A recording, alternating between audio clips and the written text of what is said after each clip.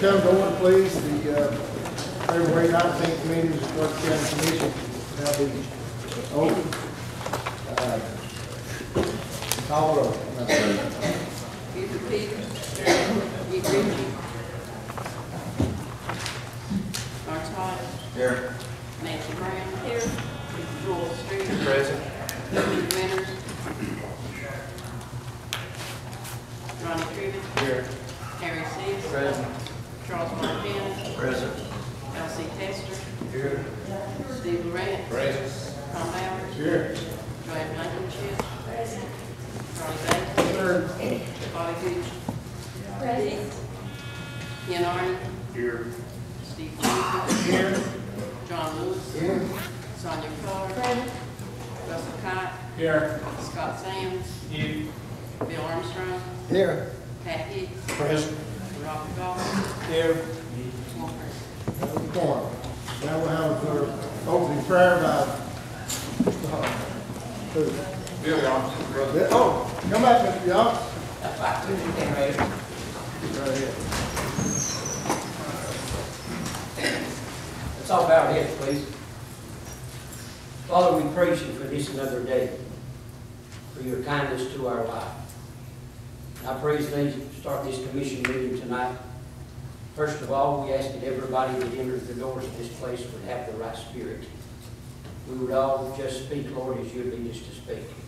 I pray that all the problems will be solved, and the things that they're going to be confronted with tonight, that you'll help us all to agree on these things. It'll be right.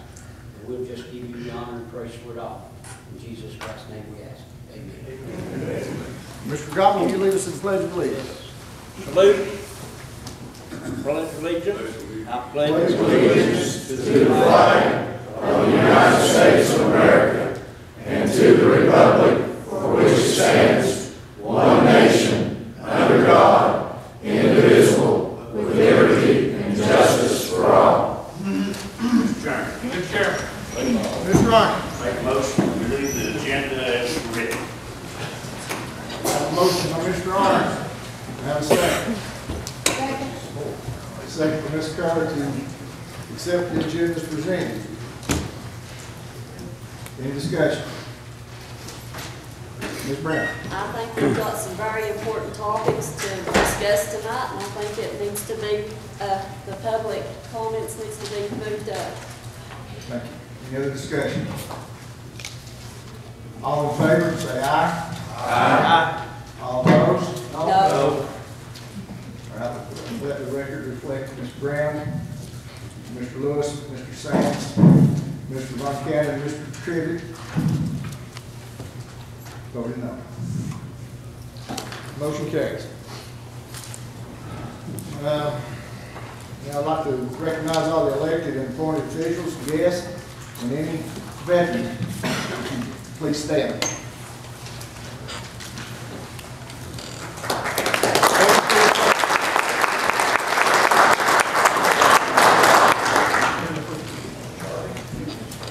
Now, the landfill private act will be next on the agenda. The county attorney can say that. Yeah, before you consider the veto and the potential override or any action the commission takes, just to call your attention to statute 56107 A3, it states that a veto by a mayor in a county where the mayor does not serve as the chair of the commission, the vote to override that veto is a majority vote. So it will take 13 votes tonight for a veto override if that motion is made before the floor. Do I have a motion on this subject? It takes how many votes? 13. I thought it was 2/3. That's all when we come back from that. Ms. Keller. Mr. Keller makes a motion to override the veto. Second. Second by Mr. Arden. Call the roll, please. Yes, sir. You gonna have discussion on it? If you'd like to, go ahead. Okay, now. I think we're gonna make a bad mistake here if we vote this thing in. We got 8 members on the landfill committee, and I don't want anybody that has got the time, if we have something major happen, that's got the time to come in the landfill and stay for 4 or 5 days at a time. Now, common sense tell you one thing. If you have a problem at the landfill, and the mayor of the county calls Niceville, you'll get more prompt reaction on it than you would if some member of the landfill called. Because they recognize the authority in Niceville quicker than anybody else. And I have talked to numerous of people in my district, and it says on all this to benefit the public. I have 9 citizens here tell me that this is going to benefit the public, and they need to leave it like this. So I ask you, you need to consider when you vote yes on this thing, what you put the landfill committee into. The landfill committee don't need to have this responsibility, and it needs to be left as is to the mayor. Thank you, sir. Thank you, Mr. Lewis. Mr. Von Cannon.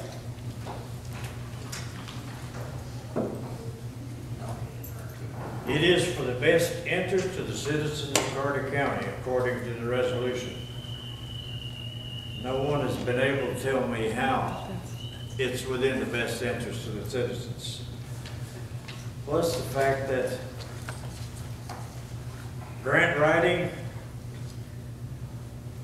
Benny doesn't have the time. The rest of us probably don't know how. So I think it is I think it would be a bad move, a bad precedent, not only for this county mayor, but county mayors to follow. Who's going to negotiate with the city, for example, when we try to merge the systems? And if we don't merge the systems, one without the other can't grow really big. Who's going to be around when the cardboard gets so high that companies go buy it away from the county before it even gets to the county? So the only thing left is single stream sorting, and that won't work unless the city and the county both are involved. You're not going to get me to negotiate with the county to do this because I don't know how. I don't have the clout. The man that has the clout is the county mayor. Therefore, I really believe, I'm not going to shed tears over it, but I really believe that you need to give this more thought than simply saying that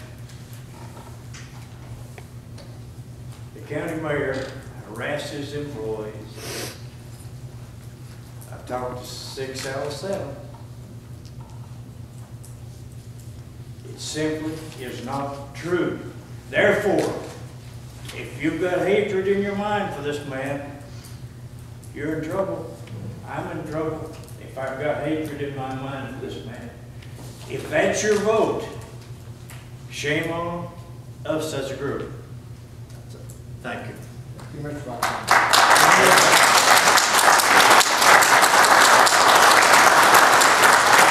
Any other discussion? Mr. Chambers.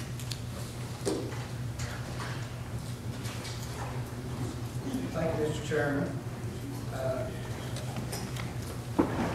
had a chance to talk with the mayor. I appreciate the mayor calling. The mayor called me, and I did just exactly what I told him that I would not make up my mind till I talked to Brian.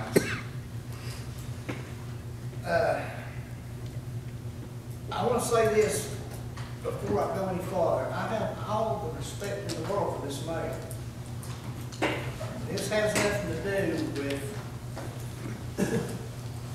getting him out of control of the landfill. And let me point out, the mayor has worked in real estate. The mayor has worked in business. He's proved to be a businessman and worked in real estate. He worked in manufacturing for years. He's got a great deal of experience in manufacturing. He has been an educator. In a lot of counties, that qualifications for a person to recruit jobs in this county. Now, what we have done, we have spent the last 2.5 years, we've talked about animal shelters, which we've took care of. We're talking about the trash. And when the mayor talked to me on the phone, he said, I oversee, and I oversee the coroner, oversee the EMS, oversee the animal shelter, oversee the landfill. And you know, maybe it's a fact that I've not heard one thing mentioned about jobs. I think that was the key the last 4 years that people wanted jobs in this county. Jobs bring education, education brings good jobs. So I'll make my vote tonight. I'm considering what I said I would do. I did, and Mayor, I went and had a very lengthy conversation with Mr. Lyons. Thank you, sir. Thank you. Mr. Brown. I think this is giving too much authority to one committee. Our planning commission right now has got too much authority. In our packets here tonight, can anybody find any planning minutes? I can't tell you when the last time we had planning minutes in our packet. If you can't get time or off from work to go to a meeting, you don't know what's happening in that, and that's a shame. But it's just, and this is a vendetta against the mayor. I don't care who says what. There's several here that's got heavy hearts with the mayor. And when that many people voted for this man, y'all need to listen to him. Mr. Armstrong. That's right.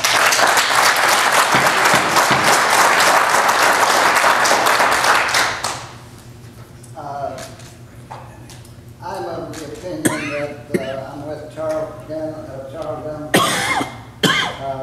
I don't think this is the best for the county, and I don't think the private act is a way to solve any problems that we've got at the landfill. I think they can be worked out without a private act.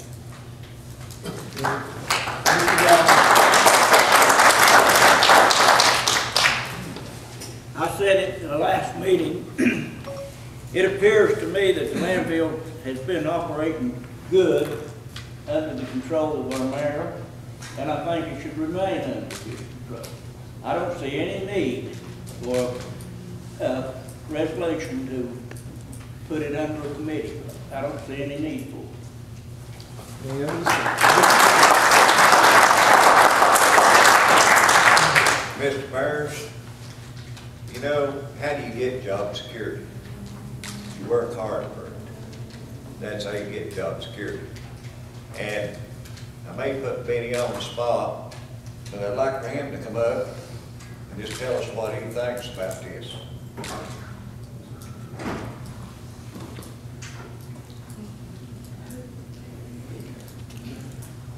If you'd like to come up, Mr. Lyons.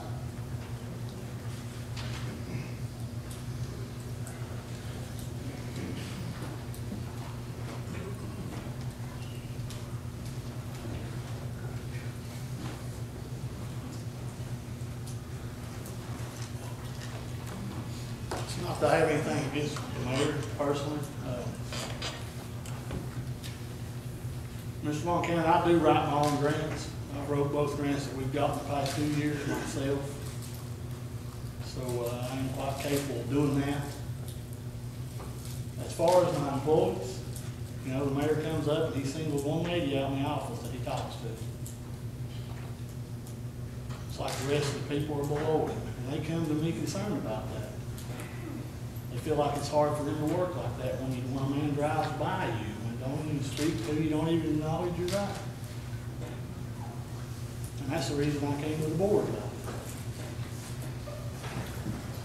it. Has Mr. Humphrey ever reprimanded you in any No, way? sir, we don't. Don't have no Never problem. recommended me about Don't it. have no problem. As far as that goes, no. Okay. Had Mr. Humphrey harassed your employees? He doesn't harass my employees. He, like I say, when you ride by and you look at the boy, you don't even speak to him, and Mr. Montana, I know they told you this. You told me yourself they did. Benny, I admire your work, what you've done with your work situation. But this is not going to be good for you and for to have a committee of people that don't know. Let me explain that to you. It's a committee of 8 people that is on the landfill board. 2 years ago, we had an election. Some of them changed. We changed mayors. I don't see it very likely that we're going to change all 8 members at one time on the landfill committee. Therefore, we have somebody on that committee that knows what's going on with my operation, knows my day-to-day operation, if I work for the committee. You know, we're going to have an election again in 2 years. We may lose some people. And I feel more comfortable if I have somebody on board with me that knows what's going on to move forward with what we're doing.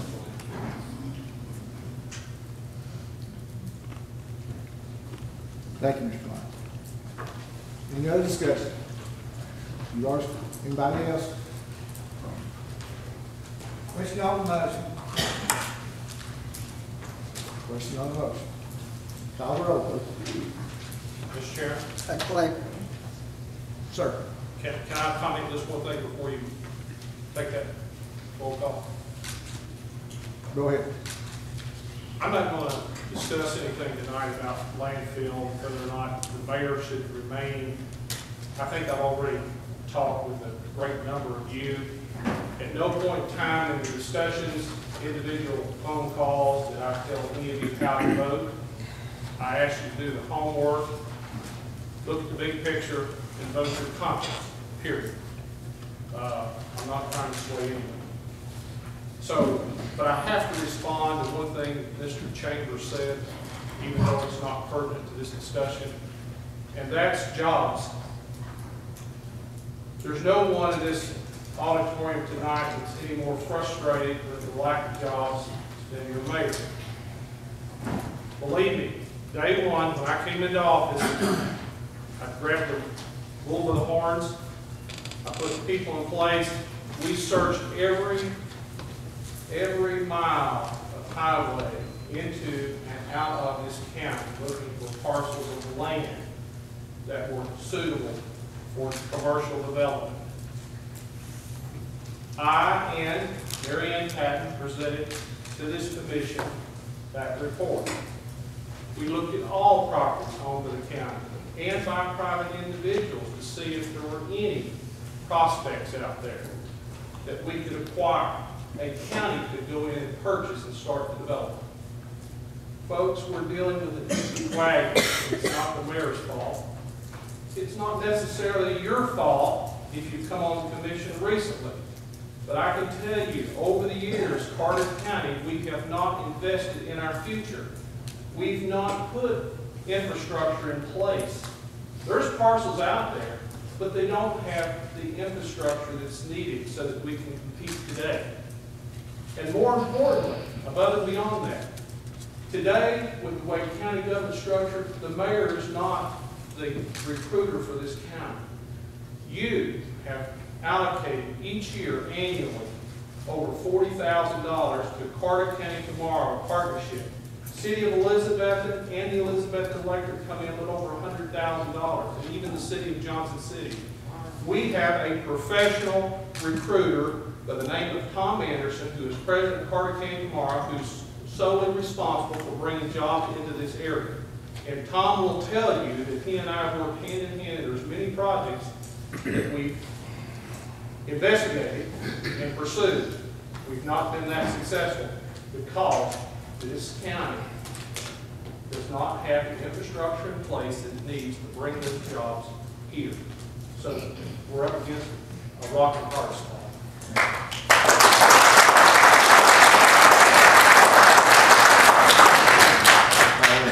Read the motion. The motion is to override the mayor's veto on the landfill resolution. How many votes it takes to pass it? 13, Okay, Not 2/3? not yet. and you allow gallery? No, sir. Call roll, please. Buford Peters. Ritchie. Lawrence Hodge. Nancy Brown. No. Joel Street. Aye. Richard Winters. Ronnie Trivet. No. Harry Seas. Aye. Charles Von Cannon. No. Elsie Tester. Aye. Steve Rance. Aye. Tom Bowers. Aye. Joanne Blankenship. Charlie Bates. Ayes. Bobby Dees. Ken Arden. Steve Chambers. John Lewis. No. Sonia Coler. Russell Cott. Scott Sands. No. Bill Armstrong. No. Pat Hicks. Pass. Robert Goff. No. Does anyone want to change their vote?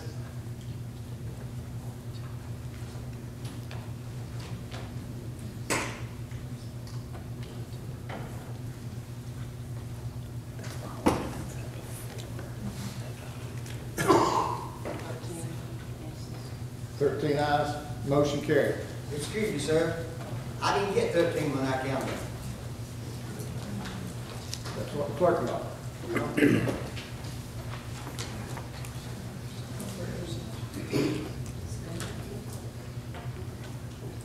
I got 12 yeses, I got 7 noes and 2 ayes.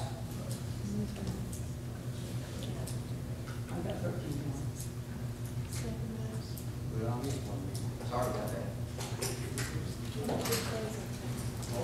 All right. Planning Commission election. Do I have any nominations?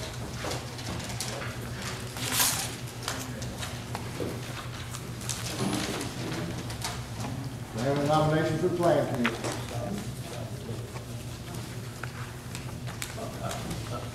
I have one, Dr. Evans. Mr. Mr. Cisco. Coach nominated Mr. Blevins. Have any other nominations? I'll make it right here. Mr. Chambers nominated Mr. Pierman. Any other nominations? If there are no other nominations, the nominations will now cease. When the roll is called, answer with the name of the person you wish to vote for.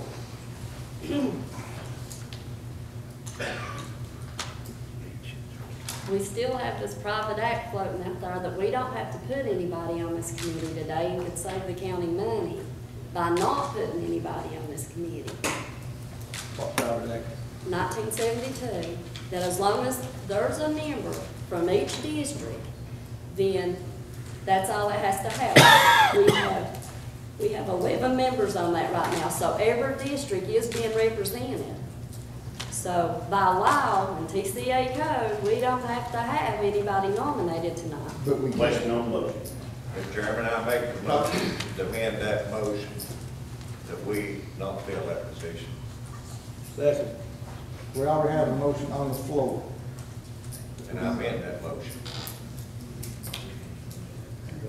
No, we're in the middle of a roll, or starting the roll call. Call the roll. And what's this? Read the motion. Buford Peters.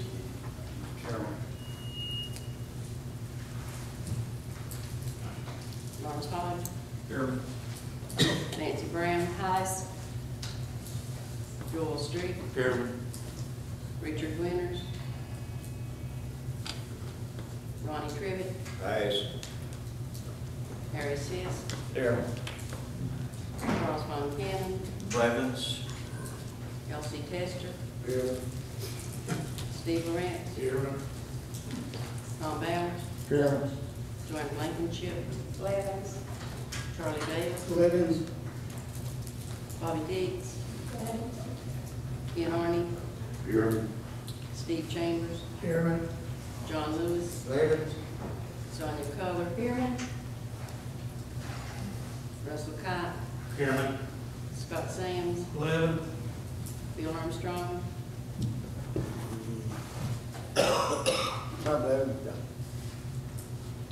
Blevins. Pat Hicks. Blevins. Robert Goff. Yes. Yes. Which one, Blevins? Blevins or Robert Pierman?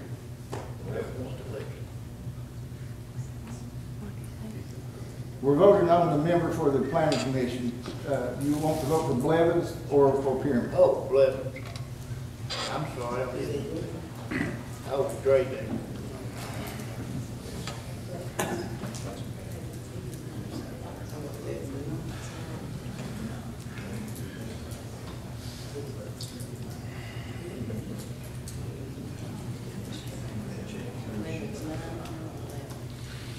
Mr. Blevins received 9 votes, Mr. Pierman received 11.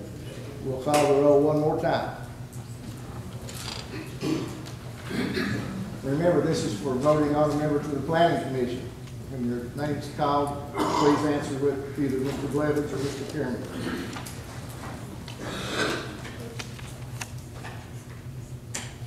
Buford Peters. Here. Keith Ritchie.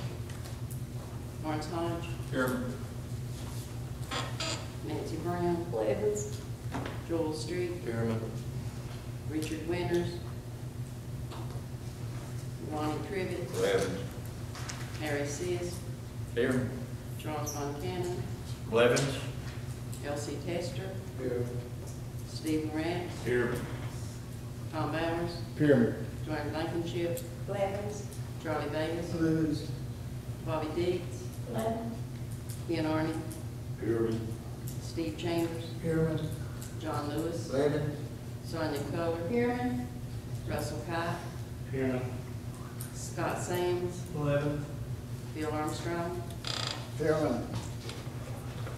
Pat Hicks. Here. And Robert Goff. Blevins.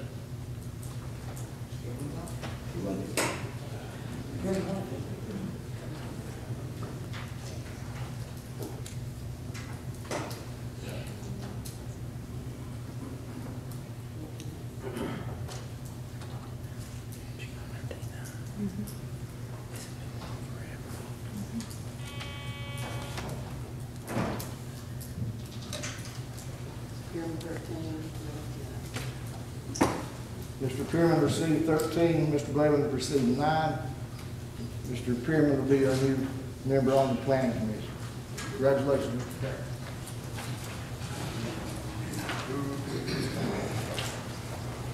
Now we'll have acceptance of minutes from our previous meeting. Do I have a motion?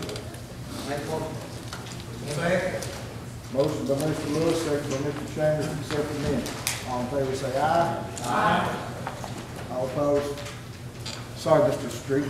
There's a correction on page 767, at the bottom of the page, December, Carter County expenditure budget reports for the month December 31st, 2012. What page? 767. Page 767.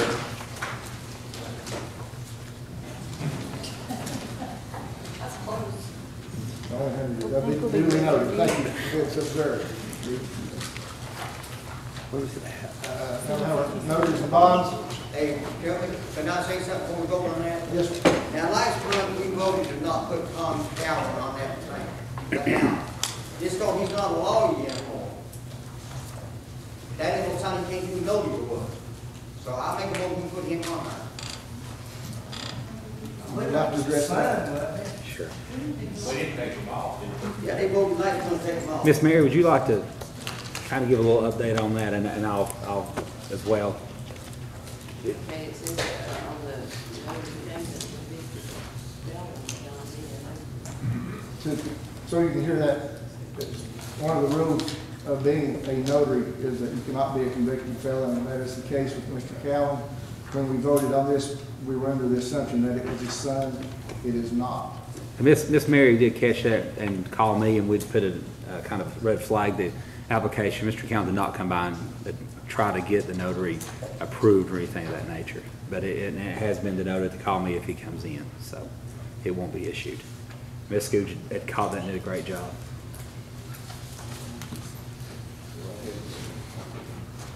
Whitney Blevins, Christy C. Bowen, Heather Creed, Amanda Little, Samantha Ann Shoemaker, Michael Killen, Lois A. Carty, Robert T. King, Emery G. Cordell, Connie E. Carroll, Cynthia S. Kay, Robert W.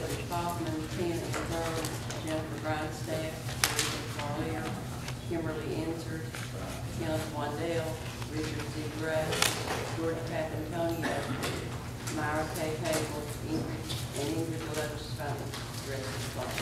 And not on the list is Rebecca C. Crawford. Rebecca C. Crawford. Move to accept. Second. Motion by Ms. Keller, second by Mr. Lawrence to accept this list. Any other discussion? All in favor say aye. Aye. All opposed? Motion carries. Mr. Mayor.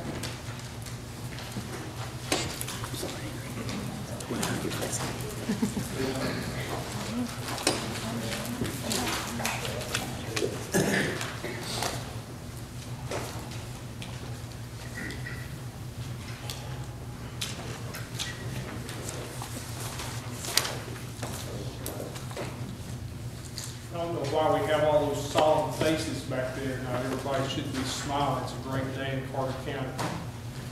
Amen. To promote the quality of leadership necessary to carry our mountain region through and beyond the 21st century, visionary Louis H.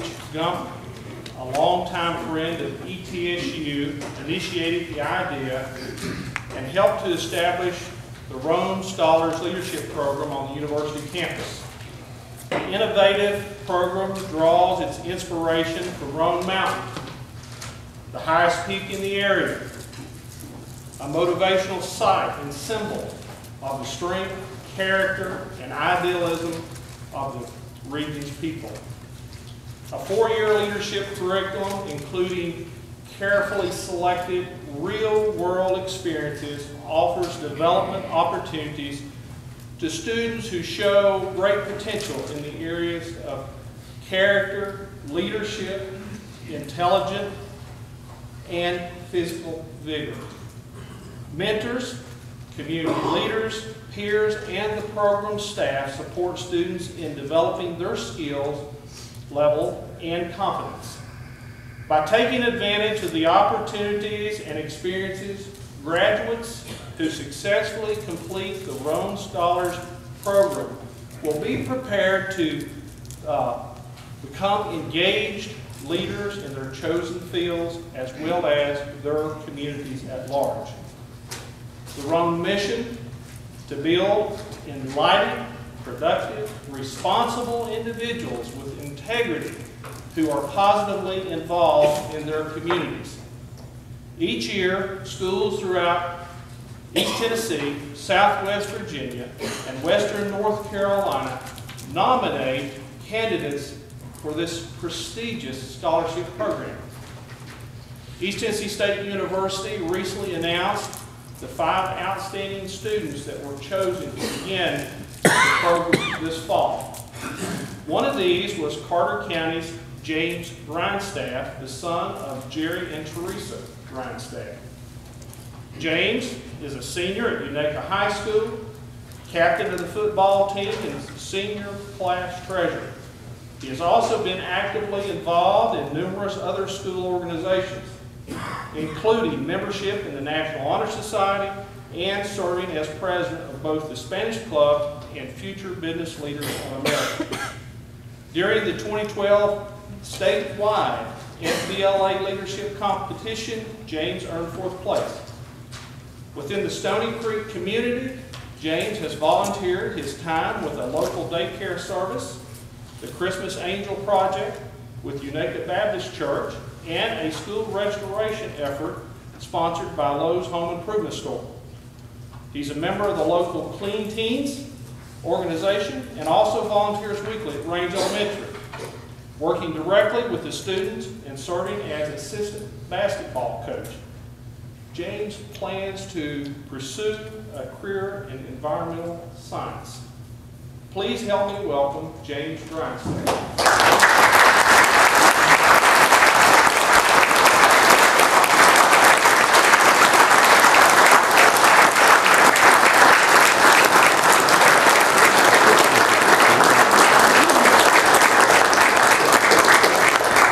James, we're extremely proud of you being named a Rome Scholar. This is an exceptional opportunity, and we are confident that you will excel in all that you undertake throughout your career. It is an honor. Thank you.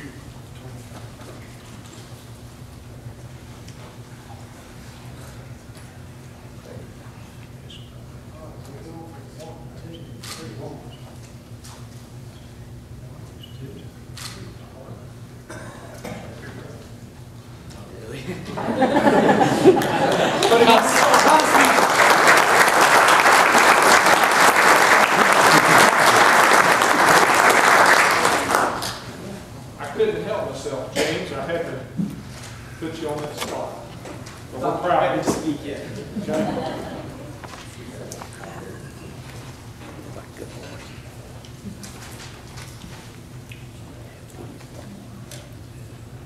After more than 15 years of service to the volunteer state, Pat Gable is retiring again, this time as the superintendent of Roan Mountain State Park.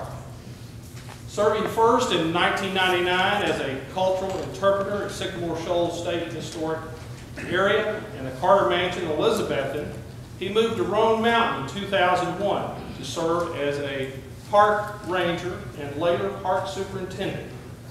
A 2001 graduate of the Tennessee Law Enforcement Training Academy, he served as class president and was the recipient of the Leadership Award.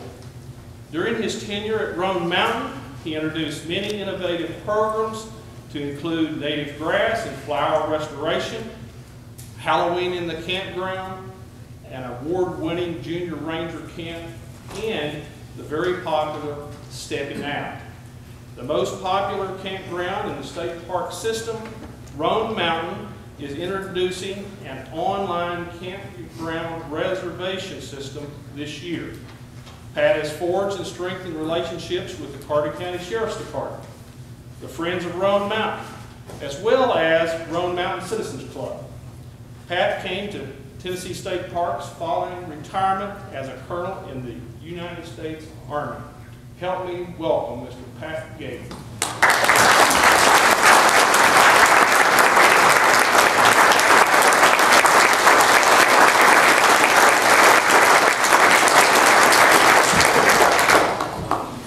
Pat, I greatly appreciate all your years of service to the people of Carter County. Thank you for a job well done, and I wish you a very enjoyable retirement. Thank you, Mr. Mayor. Thank you.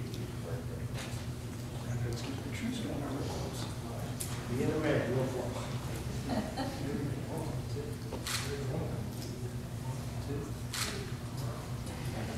Thank you. Any words of wisdom?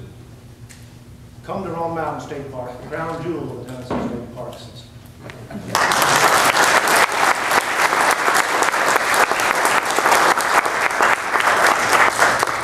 We are blessed in Carter County to have such a facility there at Roan Mountain and again at Sycamore Shoals. We're not the oldest area or town in Tennessee. Jonesboro holds that honor, but we do have probably some of the richest history of it, for it was right here where the first Articles of Association were drafted west of the Appalachian Mountains.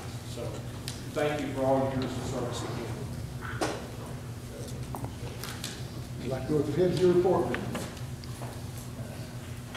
On Thursday, January 31, I met with EMA Director Andrew Worley and his staff to review the impact of the latest storms. The rain events of January 15 and again on January 30 had resulted in severe flooding and soil erosion. The raging waters of Laurel Fork washed away approximately 15 feet of soil and was close to undermining a single-wide mobile home as well as its electrical supply. Here, the residents of this home, along with those in the fourplex on the adjacent lot, were evacuated again. During these events, when the waters come out of the stream banks, many individuals, their real and personal property situated downstream, are being negatively impacted and put at severe risk. The county highways are also being severely damaged. Thus, I contacted TDEC's Environmental Field Office for some guidance as to how we should approach this matter. They put me in touch with our district conservationist, Mr. Jason Hughes. Jason, Jack Perkins, Ingrid Deloach, and I met the next morning to review all the roadways that had been affected. These are Mike Clausen, Stout Hollow, Carl Smith, Swimming Pool Road, Coney Island Road, Roosevelt Avenue, Taylor Avenue, and Ralph Hardaway Road. For Jason's direction, that same day, I submitted a request for federal assistance through the Emergency Watershed Protection Program to repair watershed damages for all the mentioned sites. Later that afternoon, I received correspondence from Alton Miller, Emergency Watershed Protection Manager, advising that a team of Natural Resource Conservation Service technical specialists would begin work to evaluate our needs and determine the locations and measures that are eligible for recovery assistance under this program. This work has been completed. A response was received on February 15 pertaining to Roosevelt Avenue, Taylor Avenue, and Ralph Hardaway Road. Therein, it was noted stabilization of landslides that do not have a stream at the base of the slide, causing instability due to significant storm event, will not be considered eligible for the EWP recovery measures.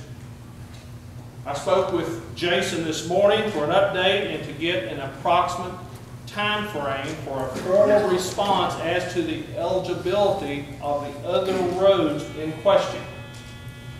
He indicated that it's currently under review and an appeal is being made at the federal level to secure funding.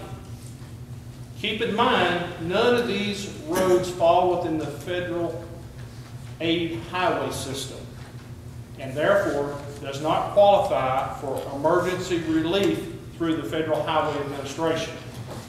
It is my understanding that if any of these projects are approved through the Emergency Watershed Protection Program, there would be a 75% federal allotment, which would require a 25% local match. You understand that this is much needed money, and it would be a tremendous boost to the county under the current financial dire straits that we're in. I'll keep you posted as additional information is received.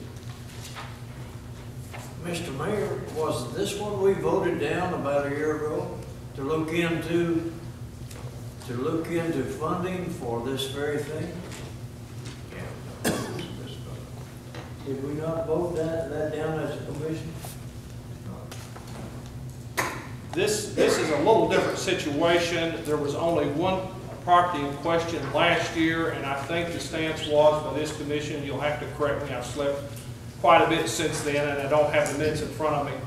But I think that the commission did direct Mr. Schuler to work with Mr. Hampton in reference to the one property in question, but it had nothing to do with all the other highways that have been damaged as a result of this recent flooding, Coney Island in particular. But since then, there's been a lot more damage since that last vote. Last year, when the issue was addressed, Mr. Hampton's property had been impacted. not to the level that it has in these recent flood events. Keep in mind that those 2 events alone, more than 15 feet of soil eroded and severely impacted. But the problem is, not only that, it's all the people being evacuated, and more importantly, the damage that's being done to our county roads. I think what we voted down was not to even look for funding. I can't comment on that, sir. Mr. Von, is that all right, Mr. Chair? Mr. Von Cannon's exactly correct. It was voted down, it was 12 to 11, I believe was the vote, not to allow my office to pursue any grants or anything of that nature pertaining to Mr. Hampton's property. You're exactly right, Mr. Von Cannon. During your regular session meeting on September 17, 2012, you initiate a search and rescue project as authorized per the provisions of the Secure Rural Schools Title III program. Keep in mind, in previous years, we had used Title II, and that $53,000 from 10-11 basically was used to kick off the project as far as paving of Dennis Cove Road. Therein, the commission agreed to use a 15% allotment of the 2012 projected payment, which was estimated at $21,321.45, as was designated on the county election form dated 8/20/2012. That form was submitted to Karen Blackburn, Director of Tennessee Financial Controls Department of Revenue. Per the requirements of this program, a notice was published in the Elizabethan Star. Therein, the public was given an opportunity to respond to the initiation of said project. Deadline for submittal was November 9, 2012. The mayor did not receive any responses in reference to that advertisement. Also, Terry McDonald, RAC committee chairman, was notified of the county's actions and intention to use Title III funds for search and rescue on forest lands. This afternoon, Ingrid Deloach informed me that the county had received today $22,273.44. Keep in mind, the county is responsible for the proper accounting of these funds and all amounts that are expended. Remaining unused funds that are not obligated by September 30, 2013 must be returned to the U.S. Treasury. So again, that's another $22.2 thousand. This afternoon, Mr. Joey White with Reedy & Sykes informed me that the contractor has finally obtained the initial permits that are required to start construction on the animal shelter. The actual notice to proceed will be revised to indicate today, Tuesday, February 19, as the first day of the contract. Keep in mind, this is a 120-day contract, with weather being the only delay factor. We're finally on our way.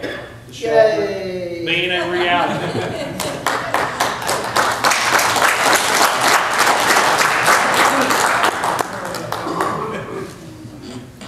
Persistence pays off.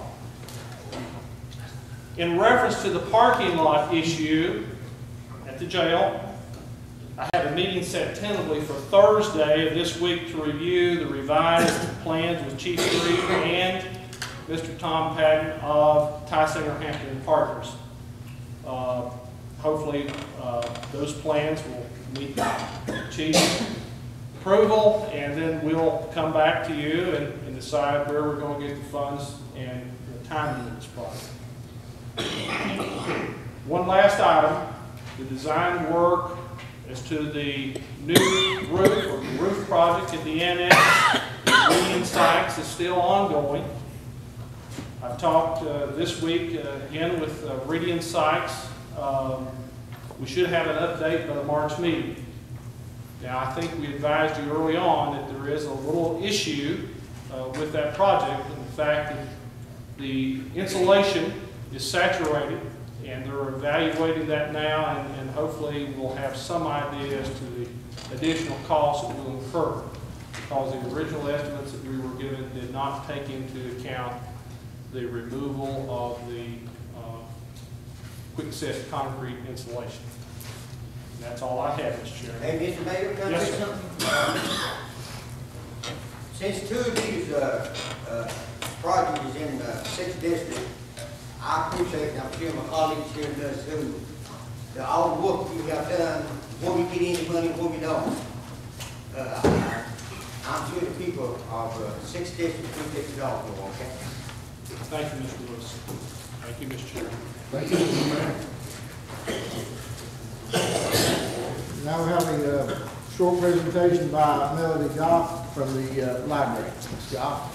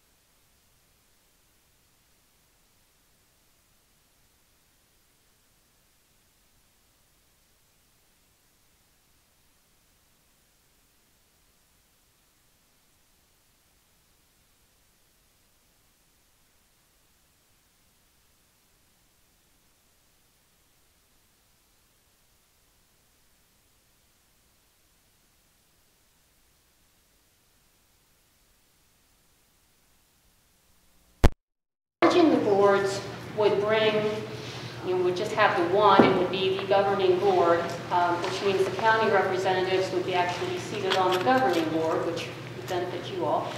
And it would make it a lot smoother. The main reason for doing this is because we want to serve our patrons better. And right now with 2 boards, honestly, there are times when I remember to tell something to the county board and I don't get that to the city board or vice versa. And it's much better for library services if we have a unified board, and as I said, that would governing and advisory would be one board instead of 2 separate boards.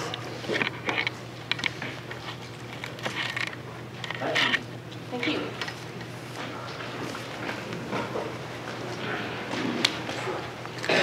Now we have 2 resolutions to consider. Mr. Chairman, I'd like to make a motion to suspend the reading of the resolution. Okay, have a motion to suspend the reading of the resolutions. Do I have a second? Second. Mr. Tester. Is this all, excuse me, is this all of them? I mean, all resolutions? We can have discussion of them. Yes, but he just made a motion to suspend the reading of all 3 resolutions. All in favor say aye. Aye. All opposed? No. Just wait for one note from Mr. Lewis. All right, first one is the resolution naming the bridge on Highway 321. I make a motion to that effect. Second.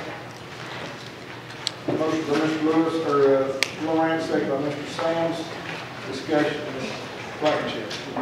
No worry in the content of this resolution can I find who will be paying for the signage, and I think this should reflect where the payment for the signage is coming from before we, and have it included in this resolution. This resolution came about, Representative Tim Hill's office contacted me. We had originally passed this unanimously back in June 2012, and I believe Representative Hill just wanted a written resolution on this one rather than minutes for some reason. I think probably going to stay through. We talked about this beforehand as far as the payment of. My understanding on this one, I thought we were talking about the signed bridge resolution. I think on this one, the state will was after speaking with Timothy Hill. Now, I'm not swearing to that, it's just our conversation, and I'll make sure of that, but we do something, I'll be glad to make that. Mr. Chairman, I'm not certain about this, but I will ask the other members of the Highway Committee, when this came before the Highway Committee, seems like I recall that when Mr. family had agreed to take care of the cost of the signs if there was a cost. I think that they did. That is the agreement, Mr. True. It's not in the resolution. As a matter of fact, that's a matter of policy. Isn't it, any highways or bridges be signage be paid for by the families? We'd like to have it in the resolutions. I can gladly add that. If you'd like to add 1 cent upon passage, I'll be glad to do so before I submit it to the mayor and chairman tomorrow for the signature. Any other discussion? Question on the motion. Call roll, please. Richard Peters. Skip Ritchie. Lawrence Hall. Aye. Nancy Brown. Joel Street. Richard Winters. Rodney Trivett. Aye. Harry Seas. Charles Montana. Aye. Elsie Tester. Aye. Steve Grant. Aye. Sean Bowers. Aye. Joanne Blankenship. Charlie Baker. Bobby Dees. Ken Arden. Steve Chambers. Johnny Lewis. Sonia Coler. Russell Cott. Scott Sands. Bill Armstrong. Pat Hicks. All ayes, motion carries. Next resolution is a resolution for amending the stormwater resolution of Carter County. Kevin. Yes, Mr. Lewis. You know, I read over this thing 2 or 3 times, and I'm amazed. It just got takes all the rights away from people of Clark County. We don't know if we pass this thing, I don't know what the citizens is gonna do. They just can't do nothing. And I don't know why we need another, we passed one about a year ago, and I don't know why we need another one. And, I just don't understand why, if it does pass, all citizens are gonna get left out the cold. It's my understanding that the TDEC has required this of us. TDEC had required? Yes, sir. I didn't get that in here. It should be in here. I didn't get that.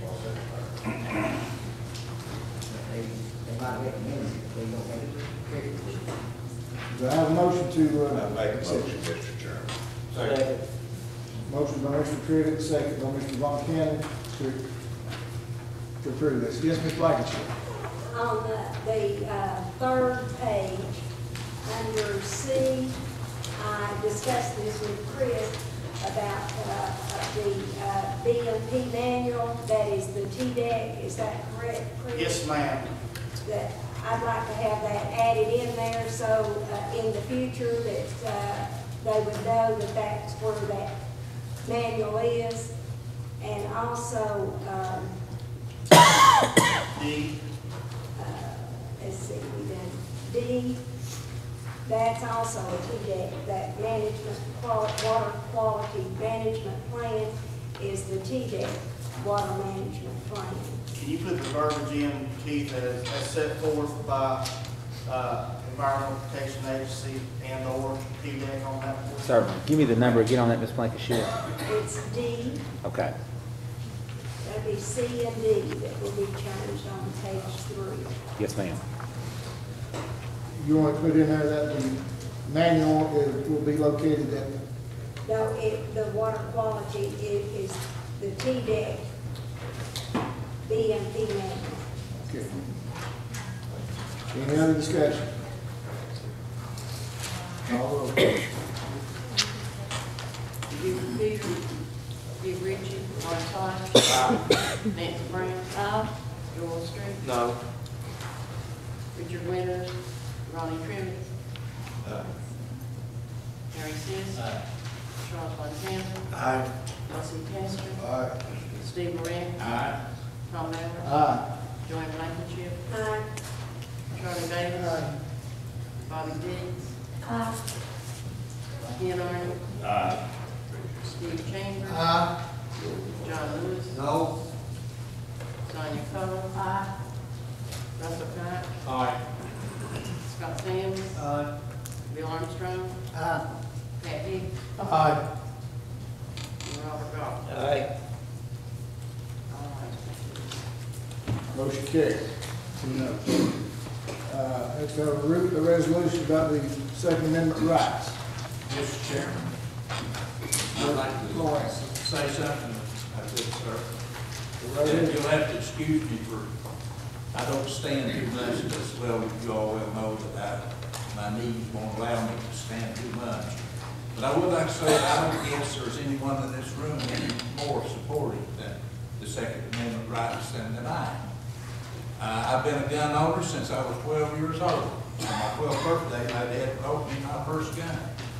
He taught me to shoot when I was a child. And I've continued that tradition all my life. Got my first deer when I was 14, first bear when I was 16. So I am for Second Amendment rights, and I am a gun owner. And there's several commissioners that own guns. Matter of fact, I could, if I wanted to, I could name some commissioners that have carry permits. And we can have a pistol packing mom in the crowd over here. And I don't care who it is. But folks, I'm going to tell you, as much as I am for Second Amendment rights, this reeks of politics. Now, whoever wrote that opinion in the Star hit the nail on the head. They got it right. There's a lot of issues facing Carter County, a whole lot of them. We need to be talking about what we can do to protect our children, what we can do to make a better quality of life for our people. What can we do with the drug situation we have? Folks, this is no time to play politics, and I'm not gonna stand up here and grandstand and pander with this issue. It's a very important issue, and if we pass this, it has no teeth. And I'm not gonna pander for re-election votes. That's what it is. And my opinion, it should be tabled. Is that a motion? Mr. Chairman? Just a second. We have a motion to have a second by Mr. Arnott. What's the motion, Mr.? Can I speak in reference to this resolution, sir? Yes, just a second. Mark, What was the motion? to table this resolution. Okay, I'm going to amend his motion. And I'll say, You don't even know what it is yet. Supposedly.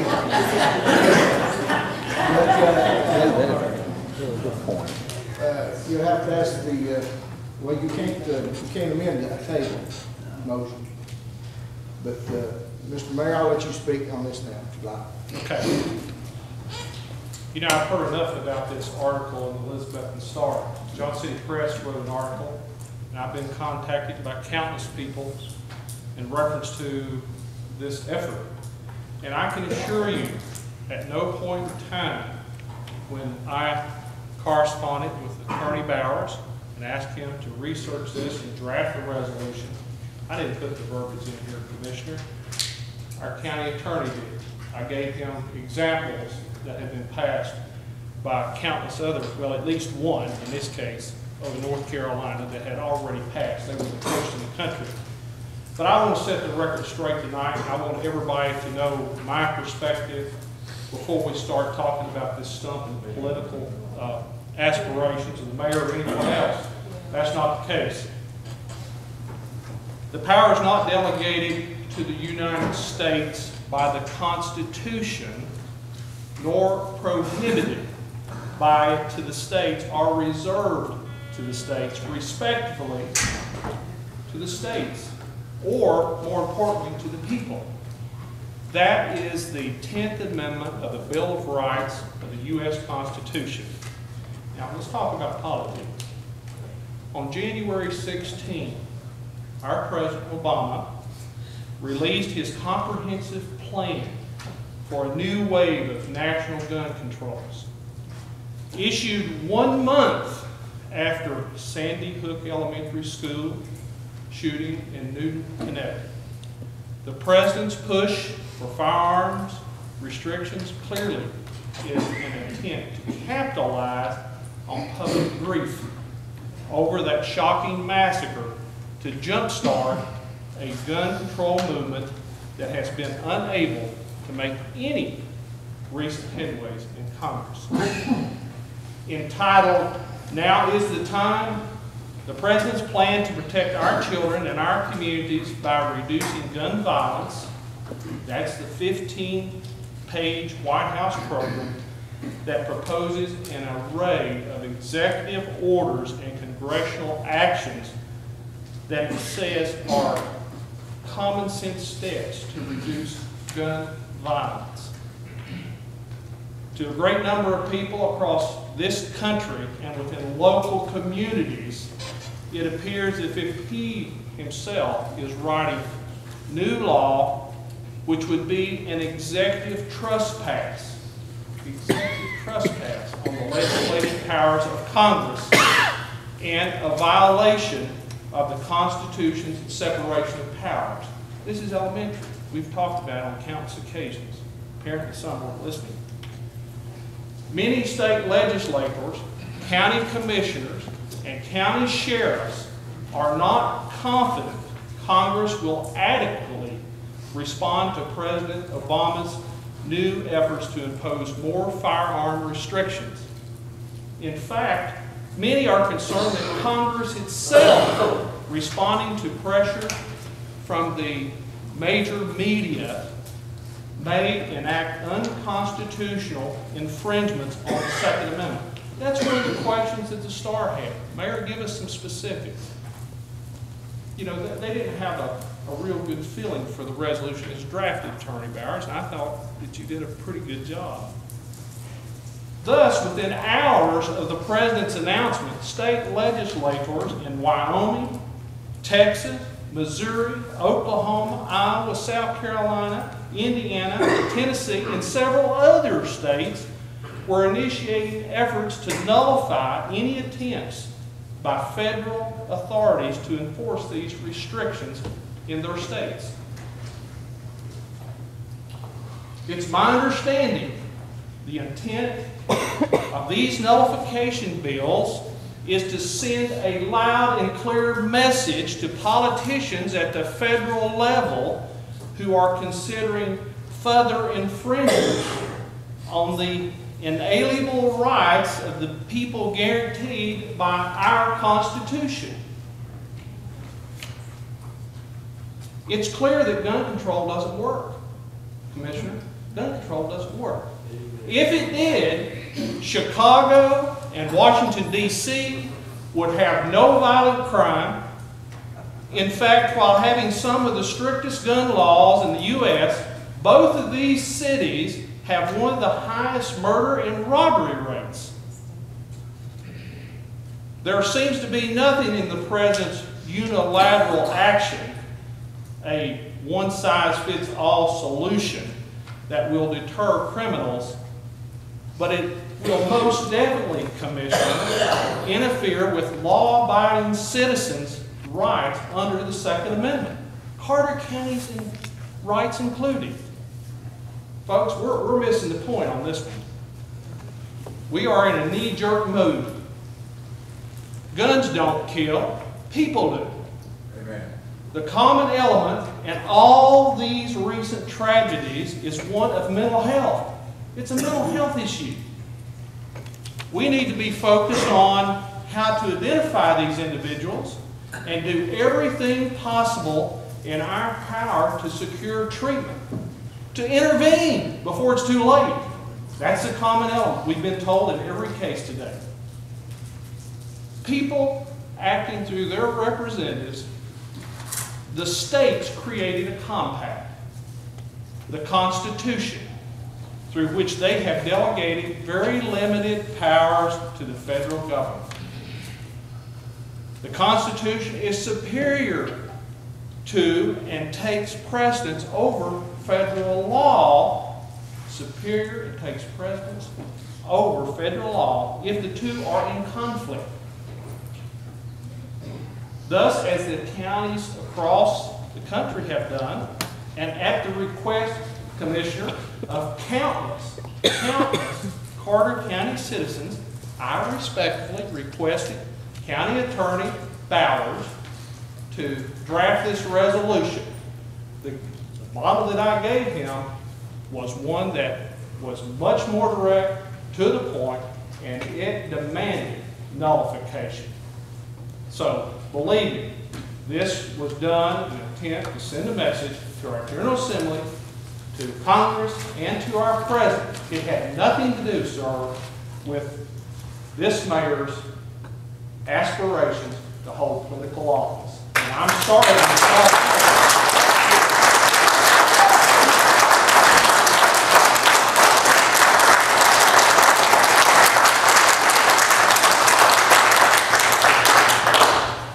We have a motion on the floor to table this resolution. Call the roll. Would you read the motion again, Mr. Byers? To table this resolution. My motion to table, right? No, it's Mr. Lawrence's motion to table. Buford Peters, Steve Ritchie, Lawrence Hodge, Nancy Brown. No. Joel Street. Pass. Richard Winters, Ronnie Crivitt, No. Harry Sis, No. Charles Von Cannon, No. Elsie Tester, No. Steve Rance, Yes. Tom Bowers, Yes. Joanne Blankenship, Pass. Charlie Bailey, No. Bobby Dees, No. Ken Arden, Aye. Steve Chambers, Aye. John Lewis, No. Sonia Coler, Pass. Russell Cott, No. Scott Sands, No. Bill Armstrong, Aye. Pat Hicks, Aye. Robert Goff, No. Does anyone want to change the vote?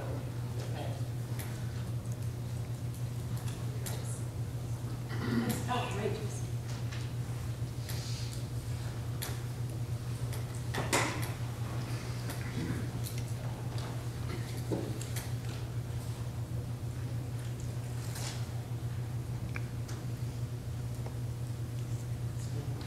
Seven yeses.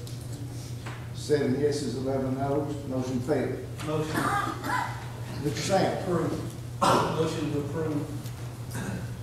Second. I have a motion to approve this resolution by Mr. Sams, second by Mr. Brown. Any discussion? Mr. Von Camp. Okay, Mr. Hicks, go ahead. Mr. Chairman, I certainly don't call into question Mr. Humphrey's motivations. I don't think he's acting politically, but I do have a problem with the resolution. It talks about encouraging the state legislature to nullify an act of Congress. According to the Constitution, Article 6, Section 2, the supreme law of the land is composed of three things: the Constitution of the United States, the acts of Congress, and treaties. If there is a conflict between the acts of Congress and the Constitution, Article 3 of the Constitution says the court system will make the decision about whether the act is constitutional. As far as this matter of nullification goes, at least in two Supreme Court cases, in Albeman versus Booth and Cooper versus Aaron, the United States Supreme Court has said emphatically said states have no right to nullify the acts of Congress. So I think requesting the legislature to view this proposal is diverting them from what they should be doing in Nashville, which is looking out for some problems over which they do have control, because they have no control in this area. And like Mr. Lawrence, I am a gun owner. I have been since I was a teenager, and there are guns in my house, and I'm a supporter of the Second Amendment. But I'm also a supporter of the Constitution. Thank you, Mr. Hicks. Mr. Von Camp. If we can leave the lawyers out of this for a moment, take you back to 1812, about when John Lewis was born. We were a young nation, 15 years old, 13 years old. The British had not believed that they were going to let us go free. They were still stopping ships, taking Americans off the ships and imprisoning or putting them in the British Navy. We didn't have a big army, we didn't have a lot of weapons, but every citizen had several, or at least one. If it were not for the fact that the citizens of this nation had guns in 1812 to 1814, we would all be, I say, speaking with a British accent. I didn't know Mr. Hicks was an attorney, but he impressed me tonight. He did his homework. He did his homework. Just a teacher of history. You'll remember Andrew Jackson was the hero of 1812. And in 1828 and 1832, when John C. Calhoun wanted to nullify the tariffs of 1828 and 32, Jackson sent word that he, as commander-in-chief of the Army, would personally lead the Army down there to enforce the laws of the United States of America that South Carolina could not nullify. Mr. Barrett, my great-great-grandfather fought in the War of 1812 with Andrew Jackson. I have 35 pages of his war records that I'd like to show Mr. Hicks one day. But still, I'll be happy to read it. But still, listen, this is just to show them, the state and the federal, we believe in gun rights here, and just to send them a notice that we're for this, regardless of what they think or whatever, it might influence them back down the road in the future. Any other discussion? Well, I would suggest you just soon work Congress and work. Any other discussion? Well, Mr. Armstrong. Let me talk to Mr. Bowers here just a minute, and read that paragraph right there.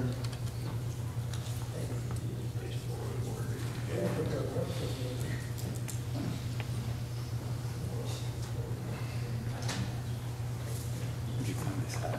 What's this out? That's from the manual, 1981 Act. 81 Act. What we were operating under, yeah. 81 Financial Management Act? Well, this one come out that way.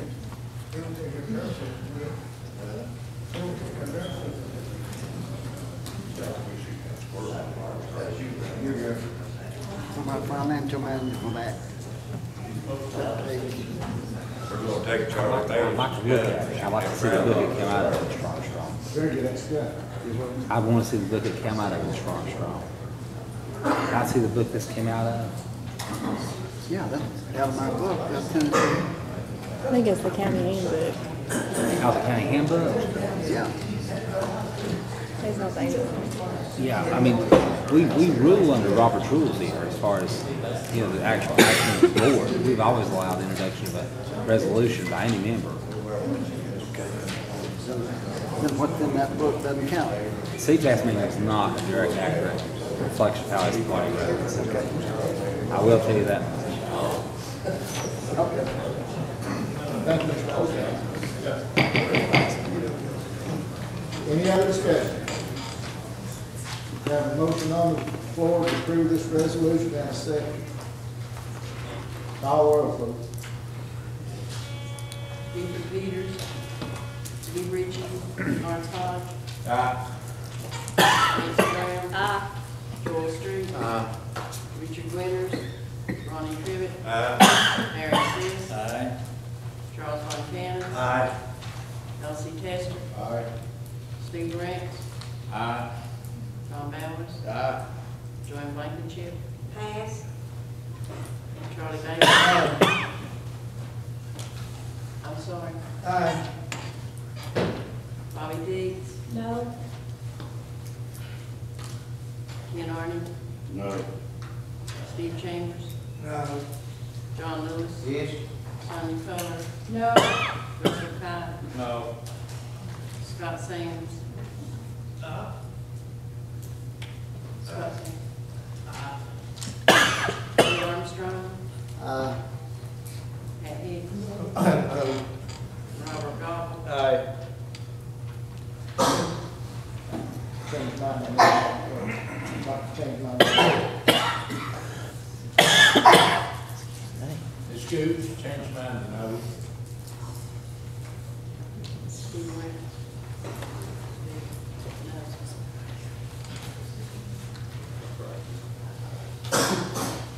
Anyone else want to change?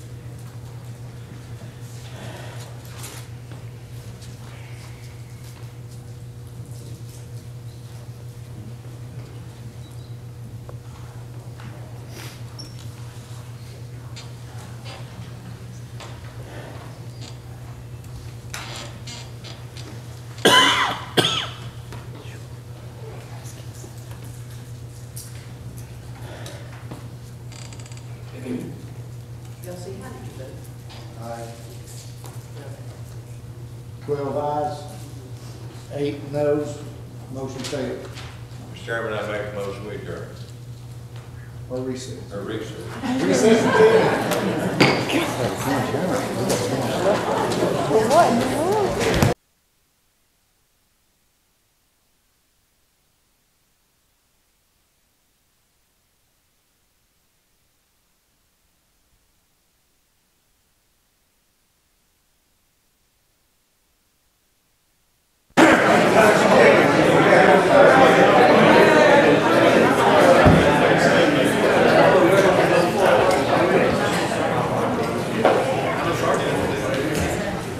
Okay, we'll come back to order, please.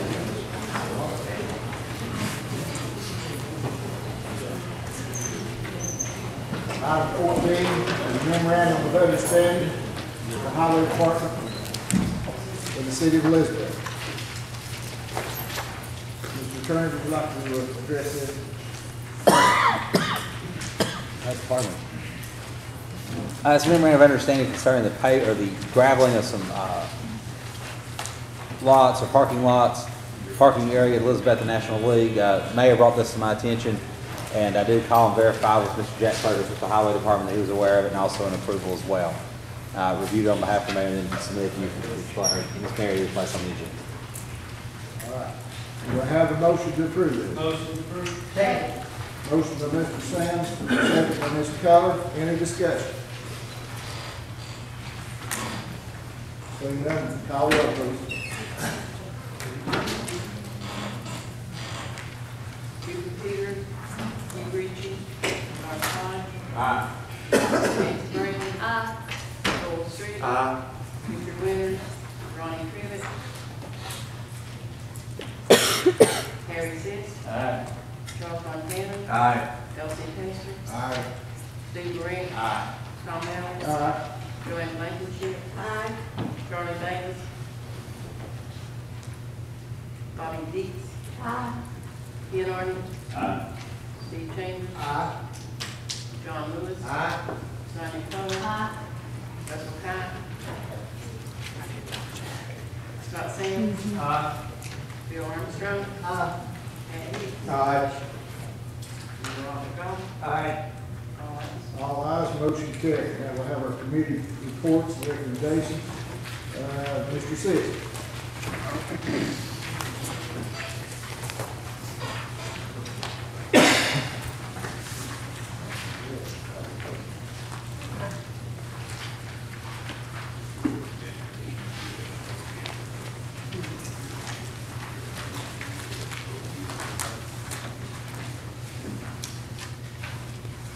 Budget Committee met on the 11th, last Monday, and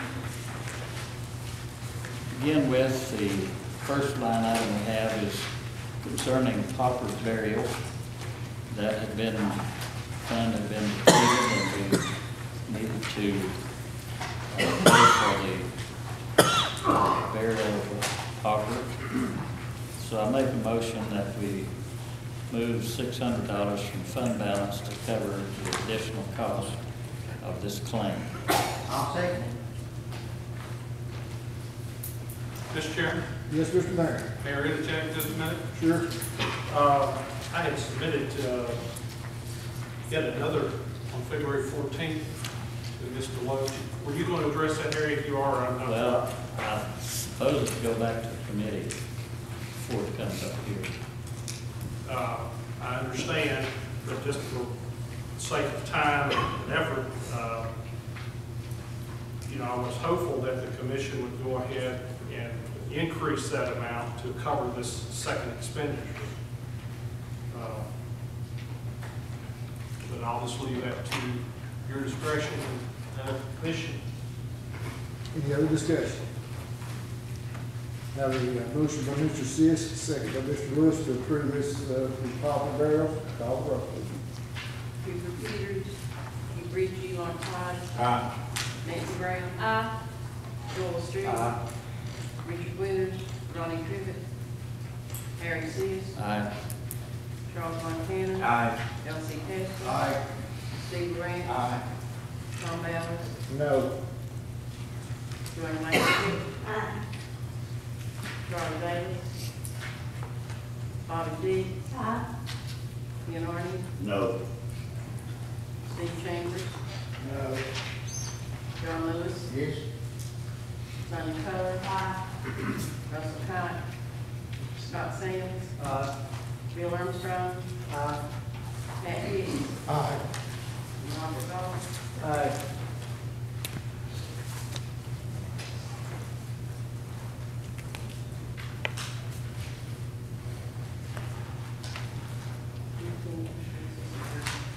Yes, motion carried. Next item concerns the landfill financial assurance document.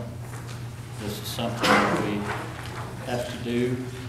There's no money involved in this. We just have to give an assurance that in case something happened at the landfill, that it would be taken care of, we'd be responsible for it.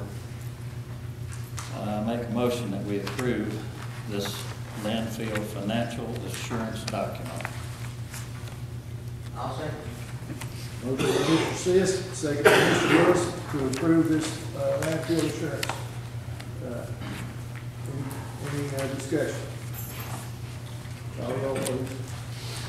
Buford Peters, Keith Ritchie, Lawrence Todd. Aye. Nancy Brown. Joel Street. Richard Winters, Ronnie Crivitt, Harry Seas. Aye. Charles Von Cannon. Elsie Testor. Aye. Steve Grant. Tom Allen. Joanne Blankenship. Charlie Davis. Bobby Dees. Ken Arden. Steve Chambers. John Lewis. Sonia Cole. Russell Cott.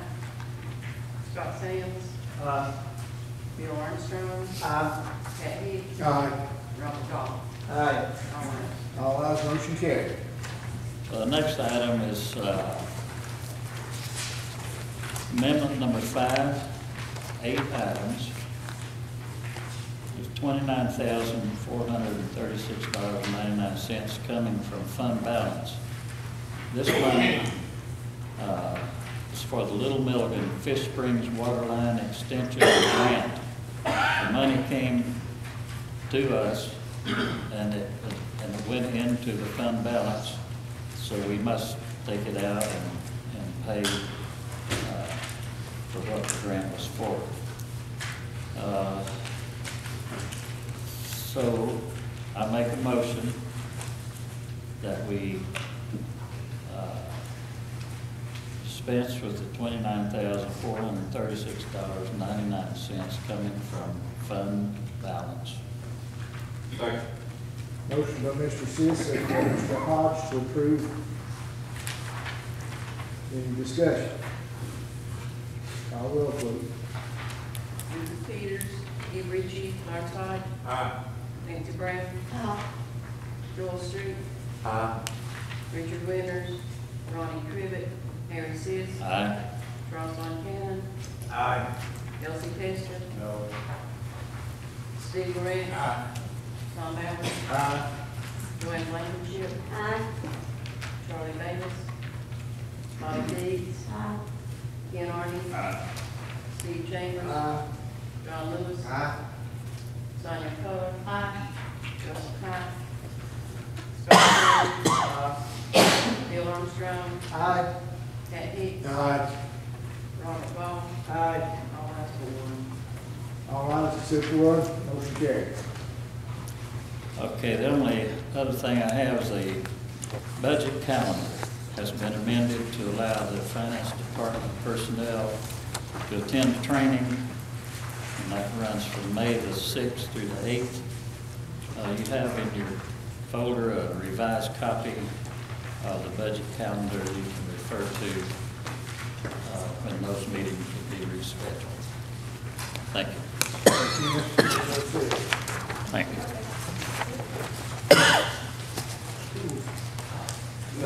Ms. Blankenship mentioned Carter County Schools General Fund 141. Mr. Smith, did you address it? Have we skipped one?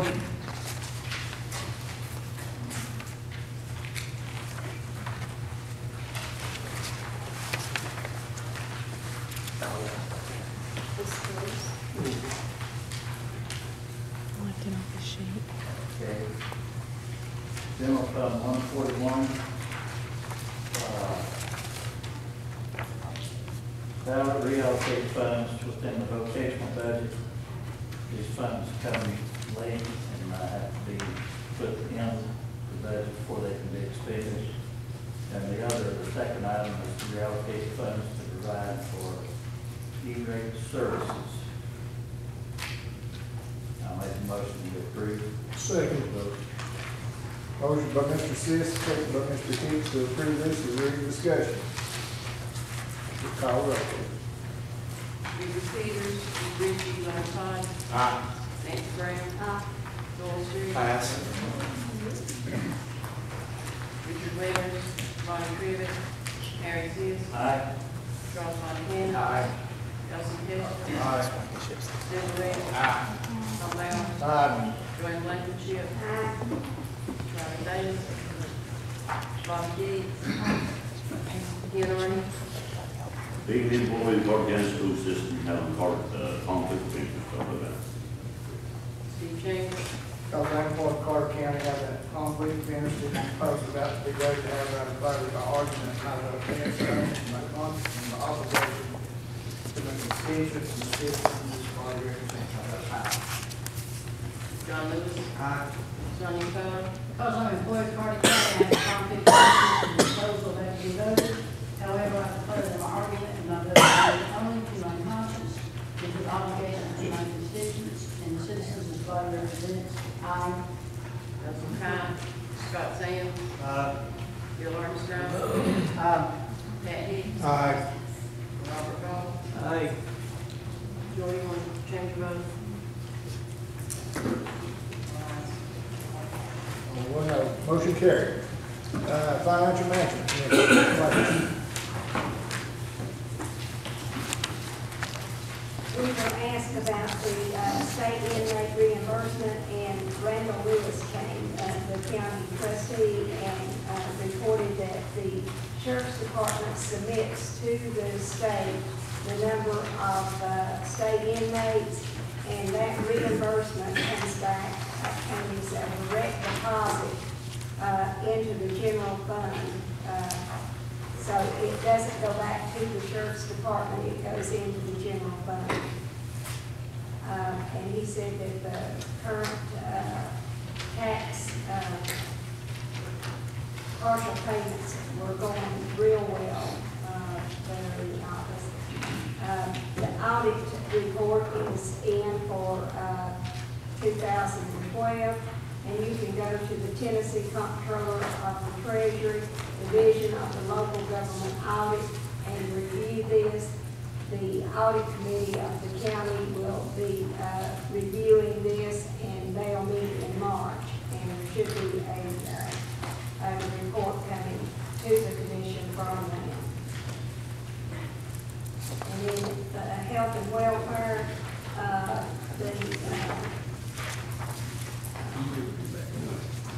we still haven't heard and have you, Mr. Bowers, heard from the rescue squad. Mr. Norris brought me some federal investigator reports and opinions as to funding for rescue squad from the county. It is my understanding the rescue squad entered into a 4-year contract with the city, which I think everyone's aware of. Through email from Mr. Norris, I requested that he give me something in writing so I could put it in your packets for the full commission. They are exploring, and I've also informed them we should contact Mr. Loach with our budget process coming up, of asking for a reduced amount of monies, but to begin charging us for certain services. I've not gotten a written proposal from them. It seems to be something that's sort of fluid, and I want to get that in writing, and I'd ask the advance that to Mr. Loach as well as myself, so it could be advanced to the commissioners immediately, but I still don't have anything from them in writing at this point. Mr. Von Cannon brought up about the water safety on Single Creek.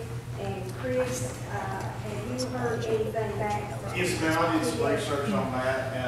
The young man, the information I got together, I spoke to the other individual that was foodborne E. coli, wasn't from our creeks. Our water's clean as can be on Single Creek. I got a call from the gas safety people wanting to know if we did have a gas explosion here in our county, were we prepared? And I talked to the EMA director, and he said we were as prepared as we would be for any other emergency.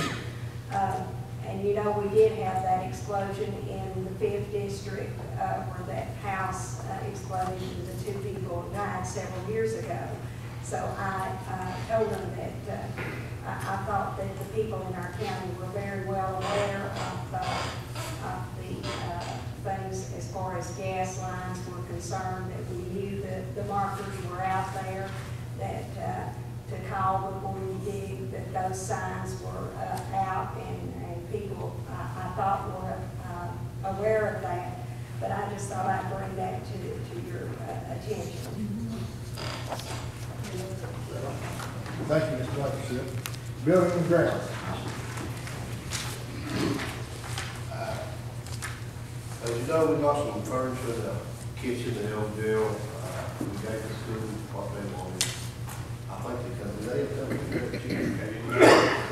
okay, they decided it. Anyway, the Elizabeth Fire Department needs a warmer, a freezer, a cooler, and that ice maker. And all this stuff is old. And I checked with Ingrid, and because it's a government agency, the Elizabeth Fire Department is what they man 24 hours a day.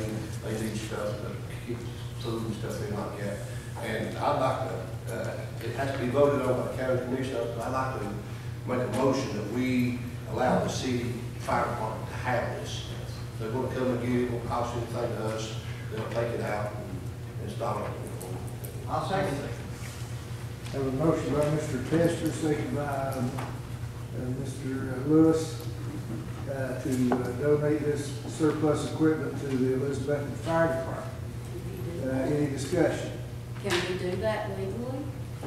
Ma'am, I got an opinion from CTAS, and this is exactly what they've told us to do, to get approval by both legislative bodies, the city council as well as the county commission, before the items are transferred, and that's exactly what we're doing. The only question I have is there any volunteer fire department in the county that could use this equipment? Exactly. Do they know it's out there? I don't know that you can give it to a volunteer fire department. I do know it has to be another government agency. I don't know if they'll consider that. That's something somebody else has to look up. I didn't ask that. I was approached with the fire department. Elizabethton Fire Department wants it, so that's what I asked, what we had to do if we could do that. I'm not trying to cause any trouble. Would it be okay if we you withdraw this until we can check with the county or see if it's legal to do that? It's always good to check, let me see you check with the auditor just to make sure. But I know in the city, the county city, she's okay, but I don't know about volunteer. Motion, we table it until we find out. Second. We have a motion to table by Mr. Fontana, second by Mr. Hicks. To table this until we can research this, see if it's legal to give to any county volunteer fire department. Call the roll, please. Buford Peters, Keith Ritchie, Norm Todd. Nancy Brown. Joel Street. Richard Winters, Ronnie Crivitt, Mary Sis. Charles Von Kelly. Justin Lester. No.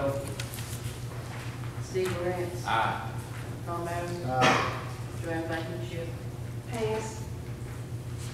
Charlie Davis. Bobby Dees. Ken Arden. Steve Chambers. John Lewis. Sonny Coler. Russell Cott. Scott Sands. No. Bill Armstrong. Pat Hicks. Robert Goff. Steve Chambers.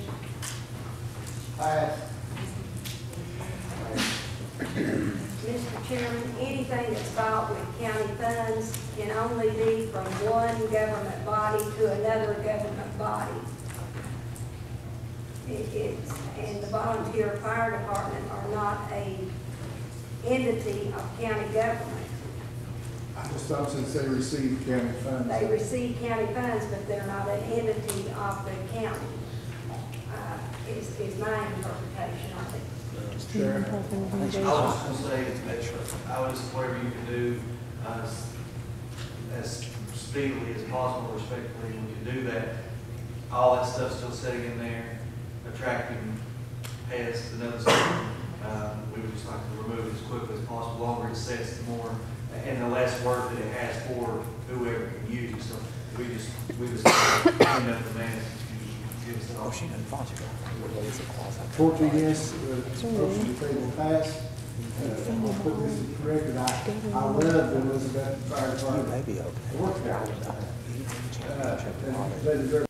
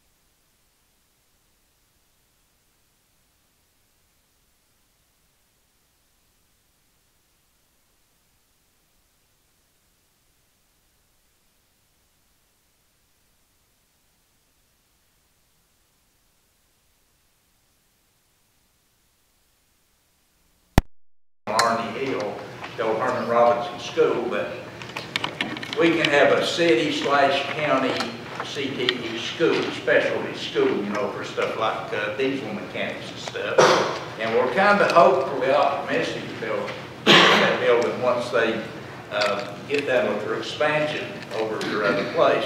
But that's still in the works. CTE classes in Cloudland and Hampton, the health science classes are both at full capacity and are doing well. These young people are taking health science or studying to be nurses.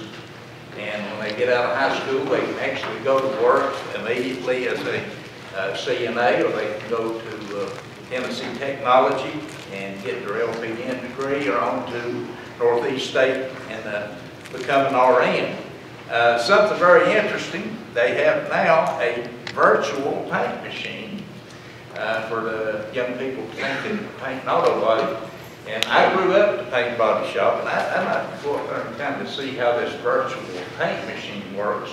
You actually paint with the computer, and it teaches you how. So I'm very interested in that. I'd like to go see how that operates. They give us some policy updates, though very sketchy. They are putting new policies into place at the school board. Nepotism policy, they're working on the nepotism policy, and they're also working on the drug policy. Adult education is going well. We had one guy that graduated 70 years old. Oh, yeah. He may be kin to Mr. Gobble up here because his name is Gobble also. Yeah. But he graduated and he got his high school diploma, and he is tickled to death. It's going well. Most of our people that are addressed. Now, we recommended the lowest bid. That was the motion. So I simply don't understand your accusation, sir. Mr. Arnott. Mr. Chairman, I believe the way the bid reads is that we have the right to accept or reject any and all bids. Am I correct? But does it say we Don't say anything, Mr. Boncannon. You can negotiate any contract. After the fact. After the fact. Mr. Mayor, I would love to hear you address the commission, but apparently the people from the other company are not here, and I don't think it would be fair to them to hear one without the other. They are here, Mr. Chairman. All right. And this, I have information that, to Mr. Lewis's point, may show evidence that I am in fact the lowest bidder, and that more evaluation may need to be done, to Mr. Lewis's fact point.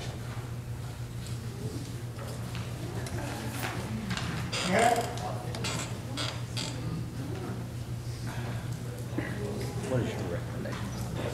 And I have copies.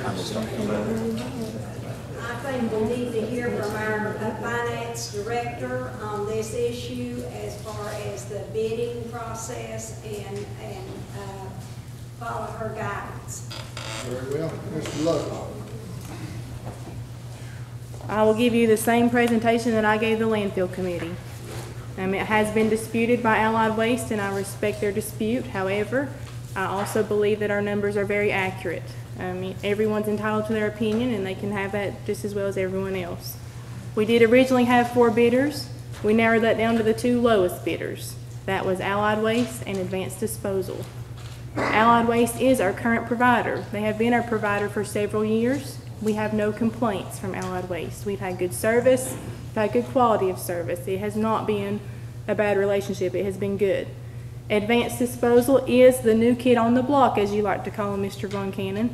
They are new to this area as far as a landfill operation. However, they are not new to landfill operations, period. They were the lowest bidder as far as what the RFP called for. The RFP was only for disposal and transport costs. The $90,000 that has been brought up was not part of the RFP. It was intentionally left out of the RFP to keep it separate. However, in the bid process, it was brought to the committee's attention that Allied Waste provided roughly $90,000 in garbage to our facility. We checked the 2012 records and it was closer to $80,000, but that's what average, $90,000 good figure. If we go with advanced disposal, using our current rates and our garbage alone, nothing from anyone else, just Carter County citizen garbage, we'll recognize a $90,000 savings per year. If you go with Allied Waste, using the same figures and using their tipper trailers like we had the discussion on several times, giving them that advantage, you get $60,000 savings over a year. We did seek some clarification in the bids that were presented. The fuel surcharge was not clear. So we asked all bidders, all 4 bidders, not just the lowest 2, all 4 bidders to clarify their fuel surcharge. As you know, a fuel surcharge can be very significant. Therefore, we thought we needed to get that. We also asked them to clarify if they could use tipper trailers or if they had to use walking floor trailers. We received responses from 3 bidders. They were all given the same opportunity. We looked at the percentage increases over 10 years, and if you look in your packets, I provided you a worksheet with the lowest bidders, and you'll see that across through there. The only thing that I don't think is fair with that percentage increase is it includes a fuel surcharge. We have no way of predicting what fuel will cost in the next 10 years, so we kept it flat. That could be to their advantage, it could be to their disadvantage. If fuel goes down, then we've charged too much. If it goes up, then we haven't charged enough. But you'll see those increases. Was their response, did you give them all the same response time? Yes, ma'am, I did, and I made them all be sealed to come back to my office, and they were all open together with me and Mr. Lyons. All bidders received notification, and all bidders responded in the same manner. If you look over the 10-year period, gate rate will have to be changed if we go with Allied Waste, simply because our gate rate will not be sufficient for the fees that will be charged. If you go with advanced disposal, gate rate will not have to be changed. Again, we didn't include the profit from the garbage that's hauled by our current vendor. I did my own profit analysis. You are correct, Mr. Lewis, in saying that I have not dealt with a solid waste proposal before. You are incorrect in saying that I've never dealt with a bid. I do it on a daily basis. My calculations prove that there's $20,000 profit realized out of that $80,000. Now, where me and Mr. Barrett are in disagreement is what our fixed costs are and what our fluctuating costs are. I included the cost of diesel fuel, the cost of the machine repairs, and the cost of labor is what I included in my calculations. I used 2012 numbers to get those calculations on a per ton basis. If you put in the $20,000 savings from the $90,000 that we didn't want included in this, but we are including it anyways, it narrows your gap between advanced and Allied. It was also asked that I look at bond ratings for each company, and I did that. Bond ratings have been reviewed, and both companies have satisfactory bond ratings. We also looked at the option of transporting for ourselves to make sure that we could save as much money as possible. We don't feel like that's feasible right now, and part of this negotiation after the fact is in the contract, leaving that open to where we can have that. If we become ready to transport ourselves, we'll have that negotiation factor in there to where we can get out of the transport contract. After we compared all of this, Benny and I had several discussions. We tried to go every way we could to get costs and savings, and financially, we thought that the lowest bidder was the best recommendation. Therefore, we gave that to the landfill committee as our recommendation. There were some legal issues that were brought up. Lots of you are aware we had legal issues brought up. We brought that before the county attorney. Everything has been panned out. I see no legal issues with either company. So therefore, my recommendation was advanced disposal. Now, apparently Mr. Barrett has given you a copy of his email that he sent to me. I did not forward that to any commissioner because that was not supposed to be part of the original RFP. But it's really your decision anyway. Yes, sir, it is, and I have sought... She doesn't even have to ask any of them. It's her decision anyway. You're exactly correct, but I sought your advice because I figure as big of a contract that this is, it would be best if we all weighed in on this decision. So So we have to disregard that if it was not in the RFP, right? You didn't ask for what the others contributed to the county? No, I did not ask if others would be available to contribute to the county. The other 3 vendors did not have that option. It may be that they're available to contribute that same amount. It may be that maybe less or nothing, but that was not part of the RFP, so therefore we didn't ask anyone that question. That can't be entered into this.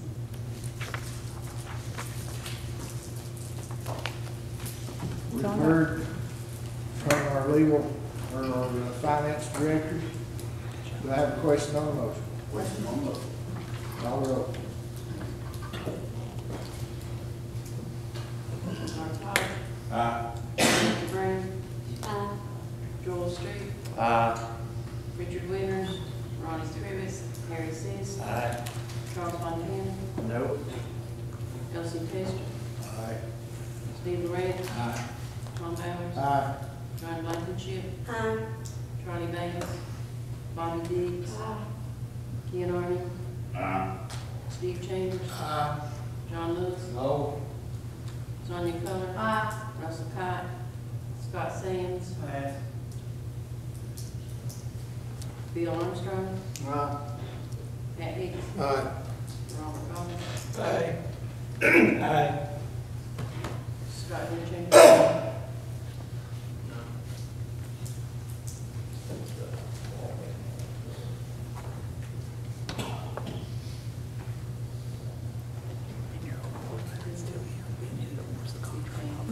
15 ayes, motion carried. Mr. Chairman, I would just like to thank Ms. Deloach and Mr. Lyons for their hard work. I know they spent countless hours on it, and I appreciate it on behalf of the landfill committee. Mr. Street. Law Enforcement Committee, would you like to speak for Mr. Peters? He had to leave. I don't see any recommendations to the commission. Yes, Mr. Chair. I would just add that one of the topics that came up there on enforcement is obviously school safety. That has been looked at in depth. The school, touring all the schools broken up into, in a recent committee, I think it was reported on pretty in depth about the STAR. And we hopefully come back with recommendations that budget time and see what the state and federal government do as far as helping us with improvements there. So the schools are, their safety issues are being looked at. Thank you, Sheriff. And the rules and bylaws, I don't see any recommendations there as well. Neither from Park and Rec. Planning. Mr. Chairman, do you have anything for planning? I have, one thing here that, every commissioner has a copy of these, this on the desk tonight, and it is, dated on February 14th.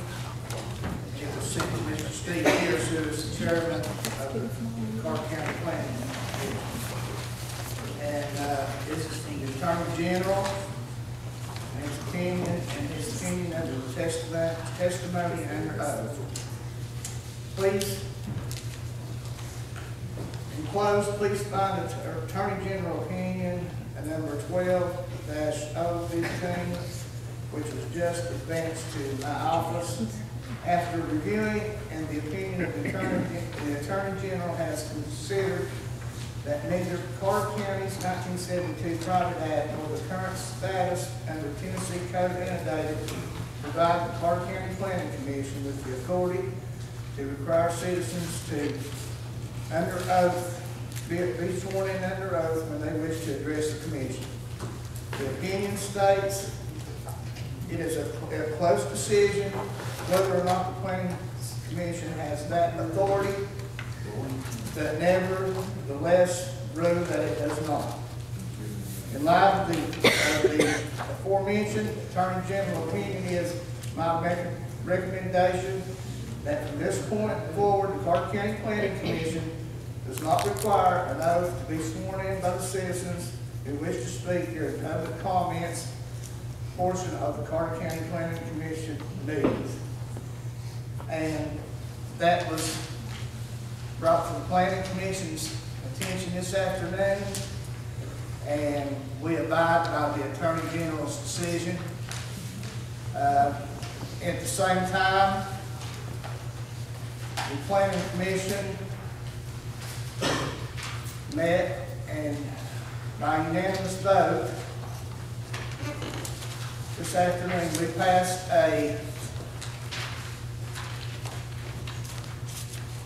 for a public forum needs to be filled out 10 days before anyone who wishes to speak before the planning commission addresses that commission. And this is done in order for the planning commission and the planning people in the planning office to research what is going to come up at that next meeting and get a quick response to it. Now, at the same time, we are not going to censor out the public. If anyone wants to speak on anything on the agenda, they come in 10 minutes before the meeting and fill out this form right here, and it will give them the right to speak. So it's not anything that's not being done anywhere else in this state. Most planning commissions, sometimes it's 30 days. This is just a 10-day window to give the committee time to research what is going to come up, and at the same time, give the public that wants to speak on anything that's on the agenda time to speak. They will not be censored out. All they have to do is come in 10 minutes before the meeting and sign this form. And that was a unanimous vote by the planning commission. Thank you, Mr. Chambers. Mr. Lewis? If this ain't communism, I don't want communism either.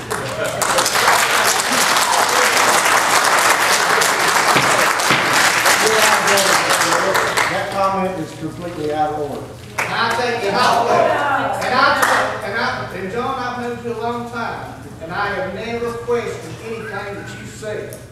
Now, when you get up in here and make statements like that, and the fact that I've heard before comments made that this commission does not respect the flag, I do not condone that. Now, what this commission has done is to give these people a chance, give the planning people a chance to hear what these people, what the complaint is, and give them a chance to answer it within 10 days. If you go to Johnson City, it's 30 days. We're not in Johnson City. Well, no, we're not. That's exactly right. I think the planning commission, if I've got a question, I should be able to come to the planning commission and ask them questions. Now, if they don't have the answer right then I give them a chance to get me the answer. But to go fill out a paper 10 days in advance and tell them what I want to ask, I think it's wrong. And that's my opinion. I take issue with your remark of communism. Mr. Bonnet. Chairman, and I'll tell you what, most of you think it's funny, but I'll tell you, if you've had a family member that's been overseas and has been treated like they have in a communist country, it's not a funny matter, ladies and gentlemen. We have shed blood for what we do this country. This is not a communist country. Some of you may sit out there and think it's funny, but this is not funny. Yes, I see you shaking your head, Mr. Davidanza. I'm sure you do think it's funny. You're funny. I ain't going to say what I think you are. Mr. Chambers, Mr. Davidanza, you can find them comments to yourself. Take them out. Officers, take them out. Mr. Bonnet. Let's calm down and look at this form, public query form. I live, let's say, in Elk Mills. I come down to the planning commission and I get a form, fill it out. It's costing me a trip to get this form, unless the form was around the county somewhere at a store in each community where it could be picked up. This is going to cause a lot of problems with people that don't have a whole lot of gas money. So I would suggest that this form at least be, that we table this thing just for a little while until we can come up with some way to distribute the one form. The other form you can pick up at the meeting. That's just my suggestion. I don't put it in a motion, I just know that it's gonna cause a hardship. Thank you. All right, you got a motion? Have overlooked any other committee reports? You got a motion? You don't have a motion. I'll make a motion to do that. To do what? Tell me the motion. All right, to make those papers, we don't do anything with the planning until those papers are conveniently located for the citizens. Elizabethton is the county seat. Unless we can have substations in every remote part of the county. Exactly. Then I don't see how we can do that. Post office. But you have a motion, tell me one more time. All right, to make it convenient for people to get these. And how do you suggest to do that? Well, the fire department, I don't care. I mean, literally, this is an inconvenience to every citizen in this county to have to go through this rigmarole. It really is, and this is hard times. We have a motion on the floor, do we have a second? Second by Mr. Lewis to somehow make this more convenient For the process. citizens. Any other discussion?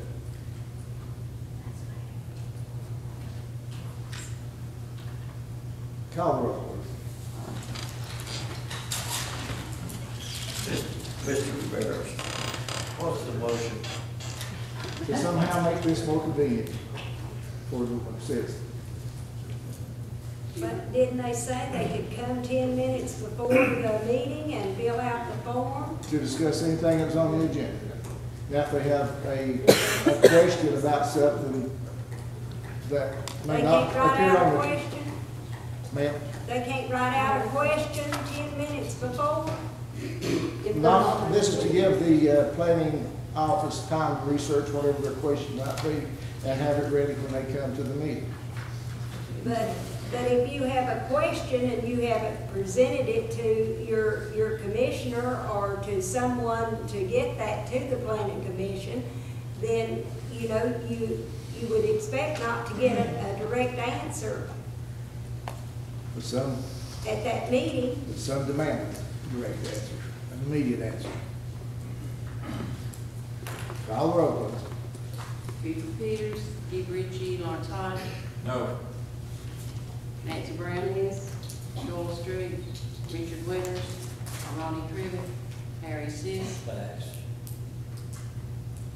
Charles Von Cannon, My mentor also says pass. Elsie Tester, No. Steve Moran, No. Tom Bowers, No. Joanne Blankenship, Pass. Charlie Bayless, Bobby Dees, No. Ken Arden, No. Steve Chambers, No. John Lewis, Yes. Sonia Coler, No. Russell Cott, Scott Sands, Disagree, we have to do it all, so I'll pass. Bill Armstrong, Something? Pass. Something, Mr. Chairman? I agree with you, Mr. Sam. Pat Hicks, Pass. Robert Goff. Does anyone want to change their vote?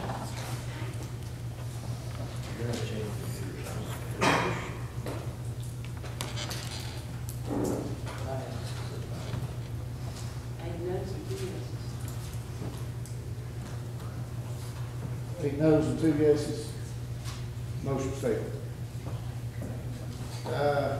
This time, we'll look at the. Mr. Chairman, since there is a representative from each district, looks like each representative from each district would be responsible for having that form available.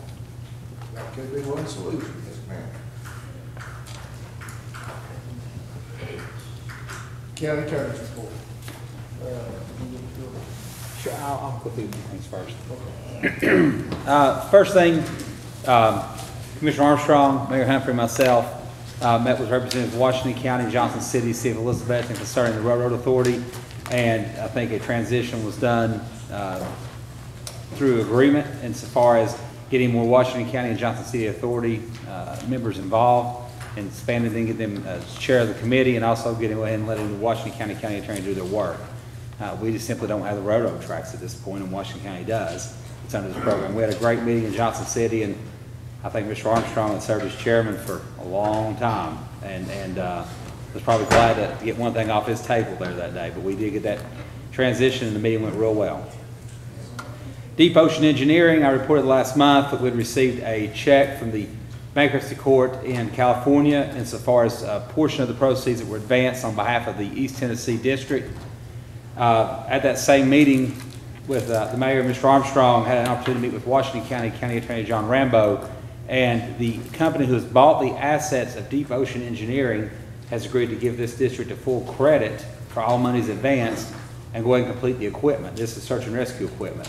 So I've got a correspondence I've already advanced to Attorney Rambo requesting proof of that credit and documentation where Washington County advanced their monies back. That money was deposited with Mr. Deloach into the general fund because it was a check made payable to Carter County. If I get proof that Washington County did advance that money back and we got a full credit, then I'll probably bring out the budget committee next month to refund our portion of the bankruptcy court so it can be given to other creditors who did not receive a full credit. And so we went from good news to even better potentially on recovering all of our money at this point. The Parks and Rec Private Act that was approved last month has been advanced to State Senator Rusty Crowe's office. Senator Crowe has agreed to draft the private act on behalf of Carter County. I advanced a copy to both Representative Kent Williams and Representative Tim Hill for their consideration for the House.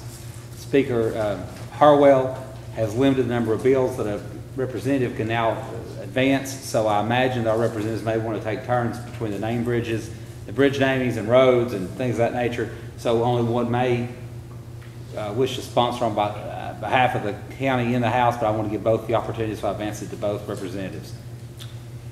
We had brought up last month a meeting the mayor and I had with District Attorney Tony Clark insofar as getting some reimbursement for counties for autopsy funds. I did take the opportunity when I was in another meeting with Tony Clark this last month to bring this issue to his attention once again, and he has submitted that to the District Attorney's conference. I don't see it going forward this year any farther, and nor does he, simply because of the redistricting issue seems to be the forefront of the DA's conference right now. But he has presented that to the subcommittee or to the full conference on our behalf, and it's something he's going to look into. It may end up being a dry well, but we're certainly trying to see if we can recover some money on behalf of the county on that one. Mr. Chairman, I've got one question. You mentioned judicial redistricting. You know, that's in the early phases now. Do you have any ideas to the cost that would come back to the county if that plan were implemented? In particular, Washington County being a district of their own, and then Carter, Johnson, and Unicoi. Is that cost going to be borne by the judicial branch at state level, or is Carter County going to have to bear that expense? That's a really good question. If the redistricting plan goes through as the map is currently drawn, it would carve Washington County its own district, leaving Carter, Johnson, Unicoi as a separate district. The funds, the allocation of the judges per district, the method to even allocate those judges has not been determined by the sponsor of the bill yet in the Senate nor in the House. I had this conversation just last week with the Lieutenant Governor. But if it does happen, this will be a state cost, and it looks like it's going to be a shifting of some DAs, chancellors, and circuit court judges from West Tennessee, where we have some districts as small as 35,000 people, to some of those judges and DAs and circuit judges to East Tennessee, where we have districts with up to 200,000 people per district. And some of the districts that were originally drawn were drawn when certain parties were in power, or certain people were in power, and they made sure their district was really small. So it's trying to reallocate the districts per the population. I've heard from multiple sources it's a done deal, but I don't assume anything's a done deal in the legislature until it's approved and signed by the governor.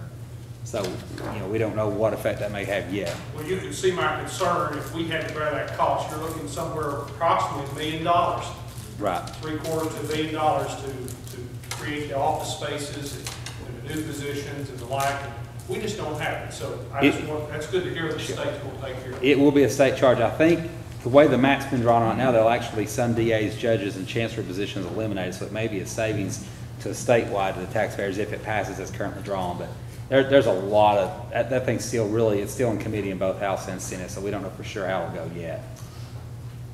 And then the last thing to talk about is kind of a three-part issue. Well, one other thing, they'll be going to budget next month.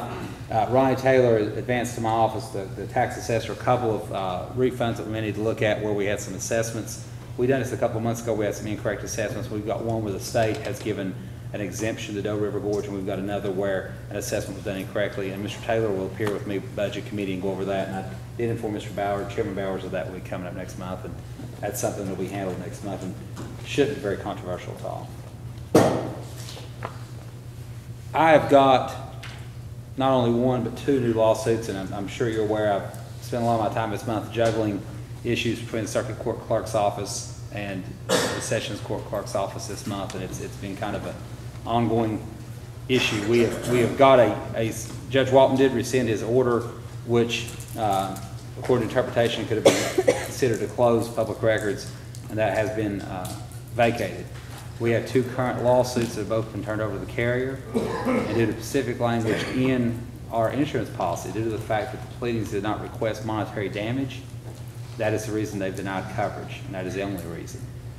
They would have covered if not for that, so it's going to be something we're going to go private counsel. I'm willing, if you'd like to have a closed door session, that I will give you the potential liability for each of the two lawsuits and what they're asking for as far as against the county. And I'm ready to do that for now, if that's something the commission would like to hear, a little more in depth of what the lawsuits entail. Would y'all like to hear the details of these pending cases? Okay, at this time, the open meeting will adjourn, and we'll have a closed meeting with attorney-client only, and then we'll come back into the open meeting again. It won't take long. I'll give you a brief update on both the two lawsuits. So, if the auditors step out for just a few minutes.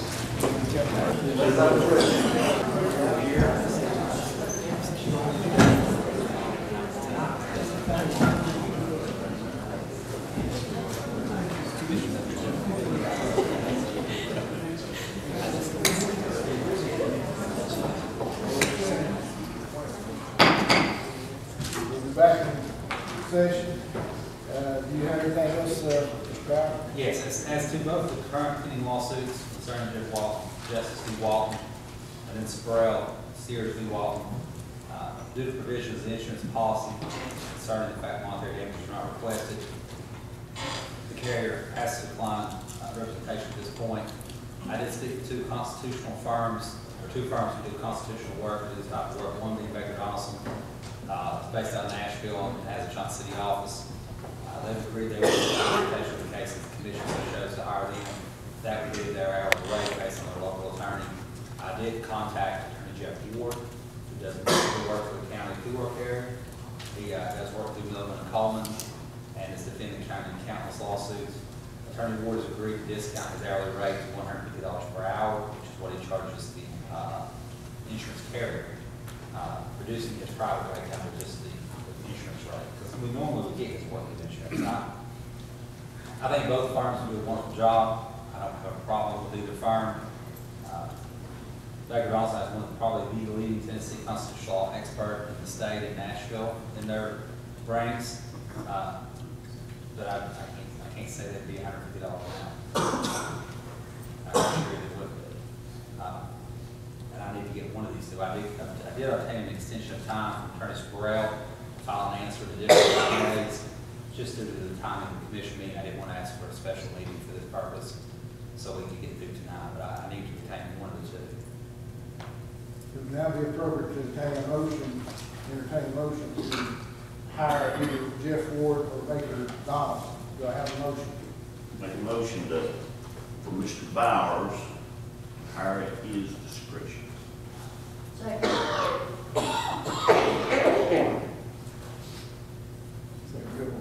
That's agreeable, but I'm probably but I will definitely get. I'll get the gauge of both of the golden. Have a motion by Mr. Arnott, second by Ms. Keller, to let Mr. Bowers hire at his discretion. Any discussion? Mr. Bowers, is this, what kind of, you put a limit on this, because, you know, we're opening up something here that could go into the hundreds of thousands of dollars. I think the economic defense, just the facts are, the economics of defense are important. When we interview the two firms, we'll talk about hourly rates and try to determine what would be the best rate in the county. As far as the limit, I don't know that I can do that, how the litigation will proceed. I think if we can get one who represents for $150 an hour as a resource school. Any other discussion? Are his rates competitive? Very. What did you say, Mr. Dodds? That's hard. I was exceptional.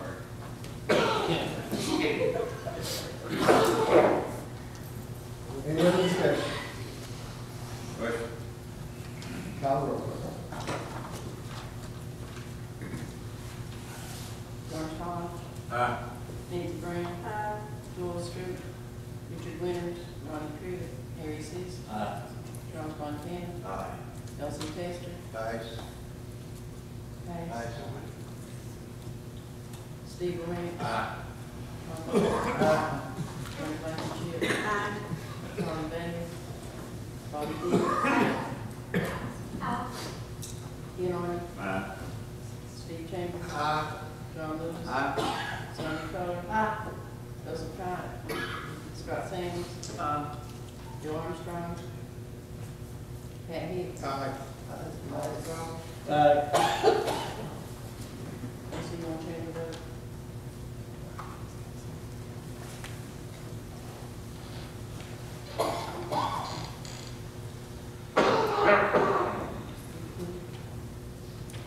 Fifteen ayes, motion carried.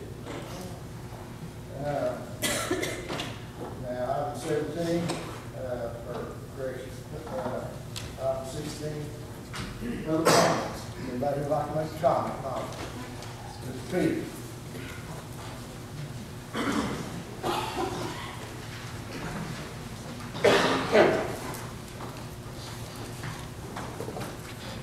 Mr. Chairman, members of the court, Father God, I'm sorry the commission.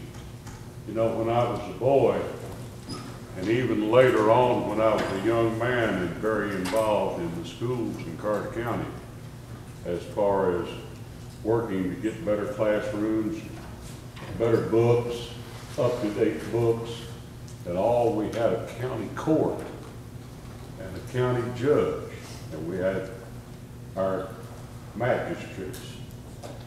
And each time that something came up before the county court,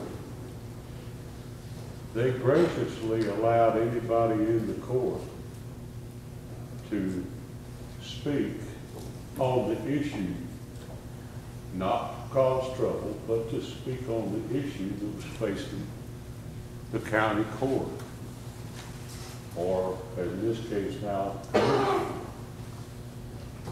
I will say that the freedom of speech is a right that we enjoy and should not be and will not be impaired. Everyone from the War of 1812, World War II, I and II, Korea, Vietnam, Afghanistan, Iraq, Desert Storm, all of those fought. They shed blood. They shed tears. Many families right here in Carter County lost loved ones.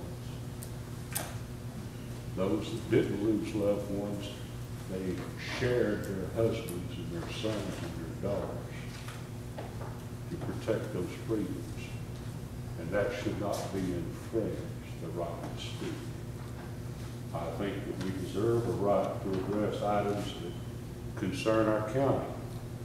I would like to have been here when the argument, or the, won't use the word argument as attorney would use it, let's say the discussion on the rescue squad.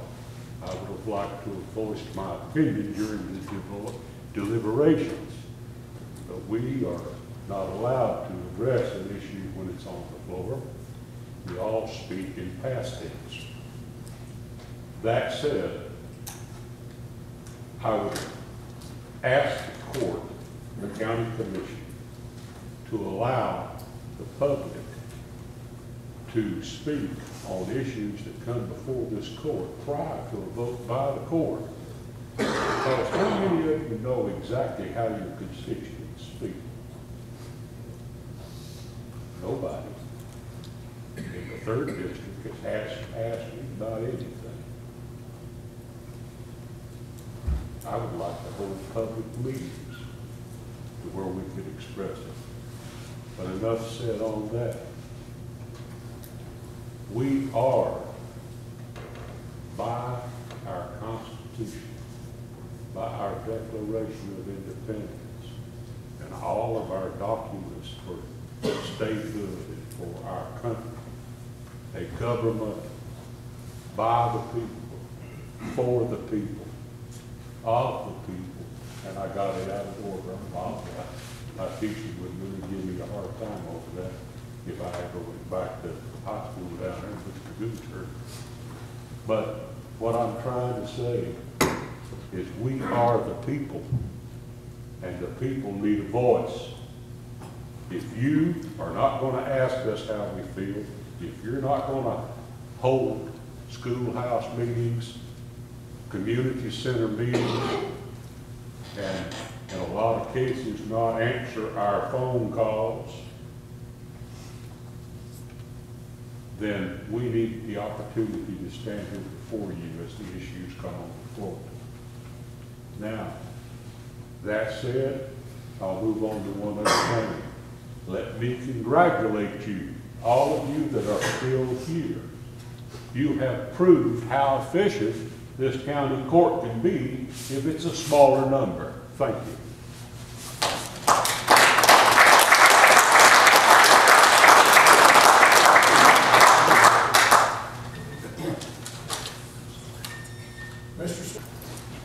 Start participating in the county's government, and quite honestly, that has pleased me to no end. And I guess I owe my fellow citizens an apology for not getting involved sooner. But 2 years have passed, and I would still ask the same question, sir. Mr. Attorney Bauer, when can I expect this illegal trailer to be removed from our neighborhood? Once again, Mr. Snell, here to make comments, not inquire questions. Very well, thank you. I'll do that. But perhaps you, who are, I should tell you, you're in my district and my representative, everyone here probably should be aware that 2 years ago now, 24 months have passed, a trailer was placed illegally, and according to Mr. Schutler, without a permit, it's illegal. I should point out that 1 year later, a permit was given out, but that doesn't keep that trailer from being illegal. The reality is that in accordance with the paperwork that I have here, the laws that I've copied out of the law books, the trailer has to meet certain requirements. None of these requirements have been met, and all but one cannot be met and will never be able to be met because of the limitations of the lot itself. And as I pointed out before, this county can be making money. Sir, did they say that you were an attorney? No, sir, I am not. Okay, I'm sorry. I must have misunderstood. I just inquired. But this county could be making daily for fines. We could be making money off of the infraction, the one infraction that has yet to be changed in 2 years. And I have to wonder, where are the people that are supposed to be looking at this? Where are the people that are supposed to be doing the job of making certain that all of these things have been fulfilled, all of these requirements are fulfilled, that everything has been assessed, everything has been examined to make sure that it is all up to code? None of that has happened. None of that has happened, and I see no evidence that it's ever going to happen. But that does not change the fact that that trailer, actually both the new trailer and the old trailer, do not meet the requirements as set forth in the law books. And there's not a thing that anyone can do to change that reality. I think it's 24 months has been long enough for someone on this commission to take the reins. Clearly our attorney is not. Clearly our planning and zoning office is not. It falls to you, our elected officials, to take care of this problem. And if there is something that I need to do, I've already done the homework, I already have all the paperwork, I already have the photographic evidence. Is there something that I am supposed to have done that I have not done that will get you to do this job? If there's something, tell me now. That's what I ask. Tell me now. Is there nothing else that I can do? Then tell me why you haven't done this job. Why have you not removed an illegal trailer after 24 months' time? Is there not one elected official that can answer that? You're my representative, ma'am. You've been in this for 24 months. Why has this trailer not been removed? All right. Thank you very much, Mr. Chairman. I got the exact answer I anticipated that I would get. Thank you, Mr. Smith. Any other questions? Come right up, sir. Yes.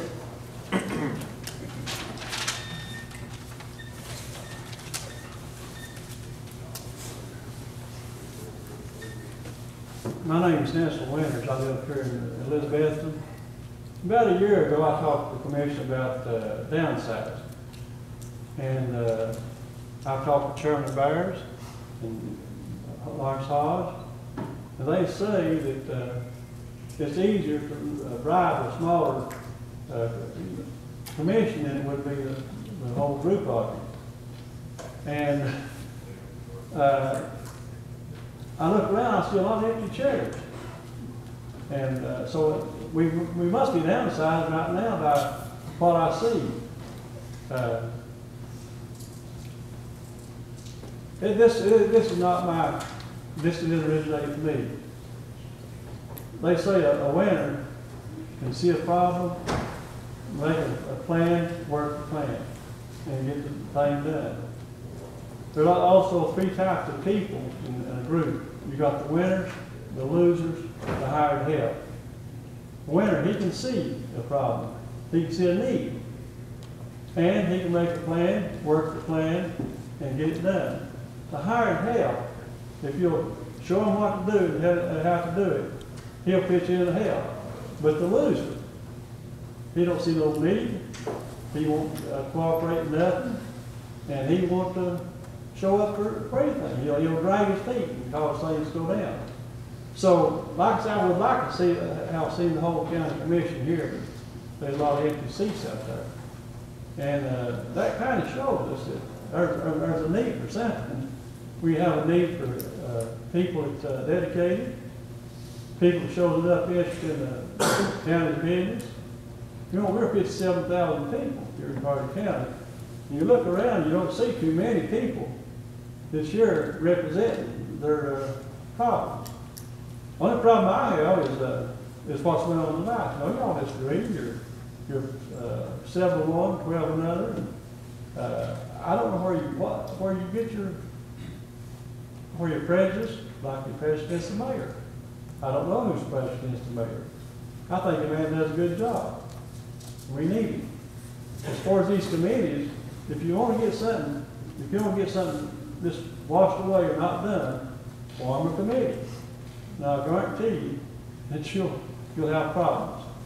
And I'm not criticizing anybody, but good Lord, people look at your own selves, look around amongst you, and you'll see that maybe you're a winner, maybe you're a loser, maybe you're hired help. I don't know, but really, we should put our time. We should bring something to this. Every time we come to a meeting, we should have something that we're for, something to stand for, and not just me too.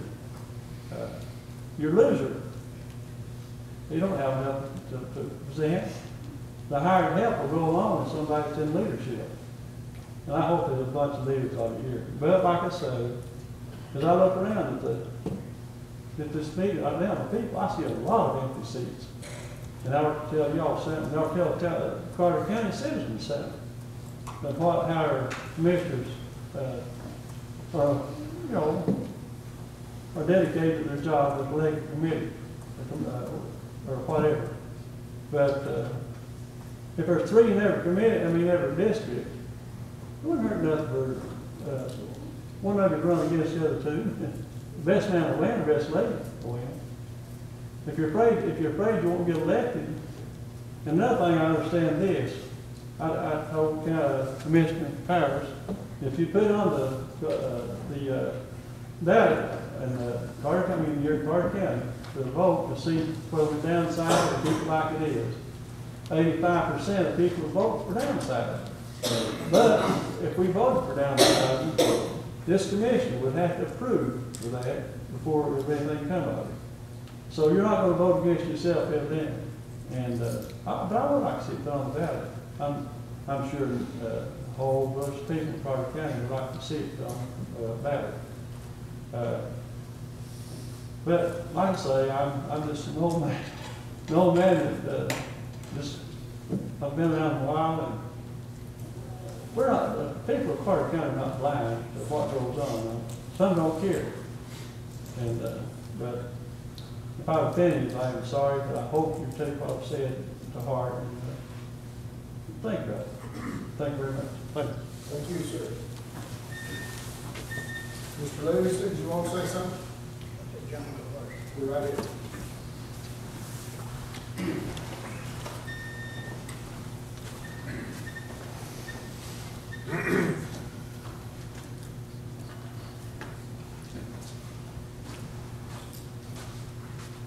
Mr. Chairman, I'd like to thank you, commissioners, for giving me the opportunity to speak. You're quite welcome. Would you state your name, please, for the record? We started out tonight with prayer. We're all grown men, women. Praise the Lord. Praise allegiance to the flag. But when we wake up in the morning and send our grandkids to school and our little children to school, they ain't got that opportunity as we have. Shame on America. Shame on Dr. Miller for being, I sit on my butt on this stuff from the past. I'd like to thank each commissioner here. I see a lot of empty seats. They should be sitting here. Hopefully, when you leave prayer and a meeting, we won't pick up the papers in the morning, and a lot of people read this. This is my first time that I've ever been down here at a meeting, and I was shocked. We are grown people arguing, hot flashing over stuff that don't matter a whole lot. What's going to matter when they pick up that newspaper tomorrow and read, they had in the paper about the mayor losing his cool, you lose your cool. What's that going to do to our people out in our community? Is that going to set a good example for our community? No. We need to grow up, commissioners, and do the right thing in the right way. How many young people will read that paper, and if we're fighting down there, there's no use for me to go down there and see what's going on. About all the commissioners, when they have a vote, about all of them agrees on one thing. 8, 4, 5 here, I've noticed, disagree. But how many of us disagreed with our moms and dads? Everybody. How many of us disagreed with our wives? Everybody. Then the young lady is working every day and picking up rocks like that right there. At the end of the day, they'd be a rock that big. I'd say, hey, I'm sorry, I put the big rock in there. That's what makes the person. Let's think about the next meeting, to hold our cool. If we have temper, let's go in here and punch one another out. Don't let the papers read about how Carter County gets up in court and fights. It's wrong. So, the next time that you folks meet, do it in a way that others may not read that we're fighting in court. That's all I have to say. Thank you. Thank you very much, sir. Tell me your name again. Tell me your name again, please. Doc Miller from Pogie. We don't have a whole lot up at Pogie. We have the law up at Pogie. We have the road superintendent at Pogie, and that's all we have. I appreciate you, Mr. Any other public comments? You want to go last? Okay.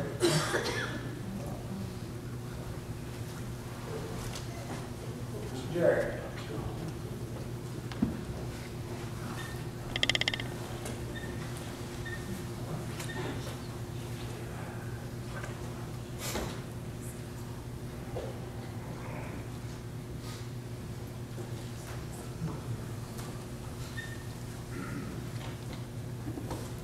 The question I have is for Steve Chambers.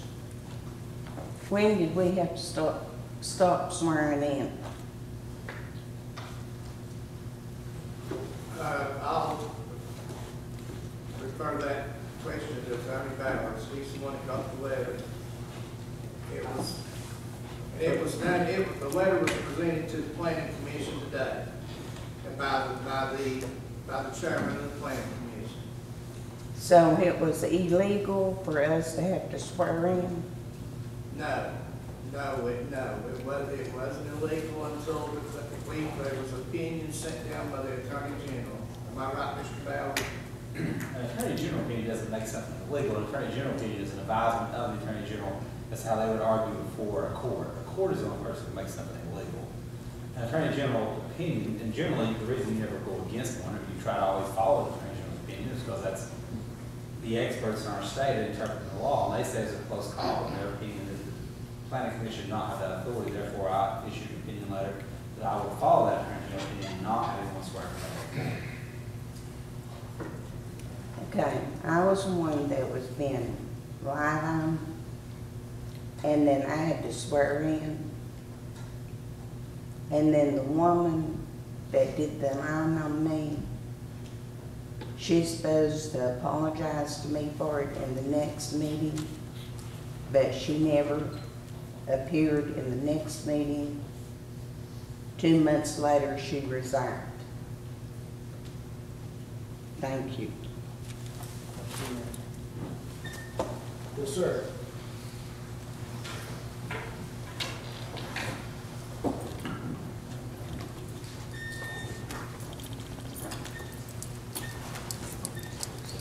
My name's Anthony Townsend. So thank you for taking on to listen to me.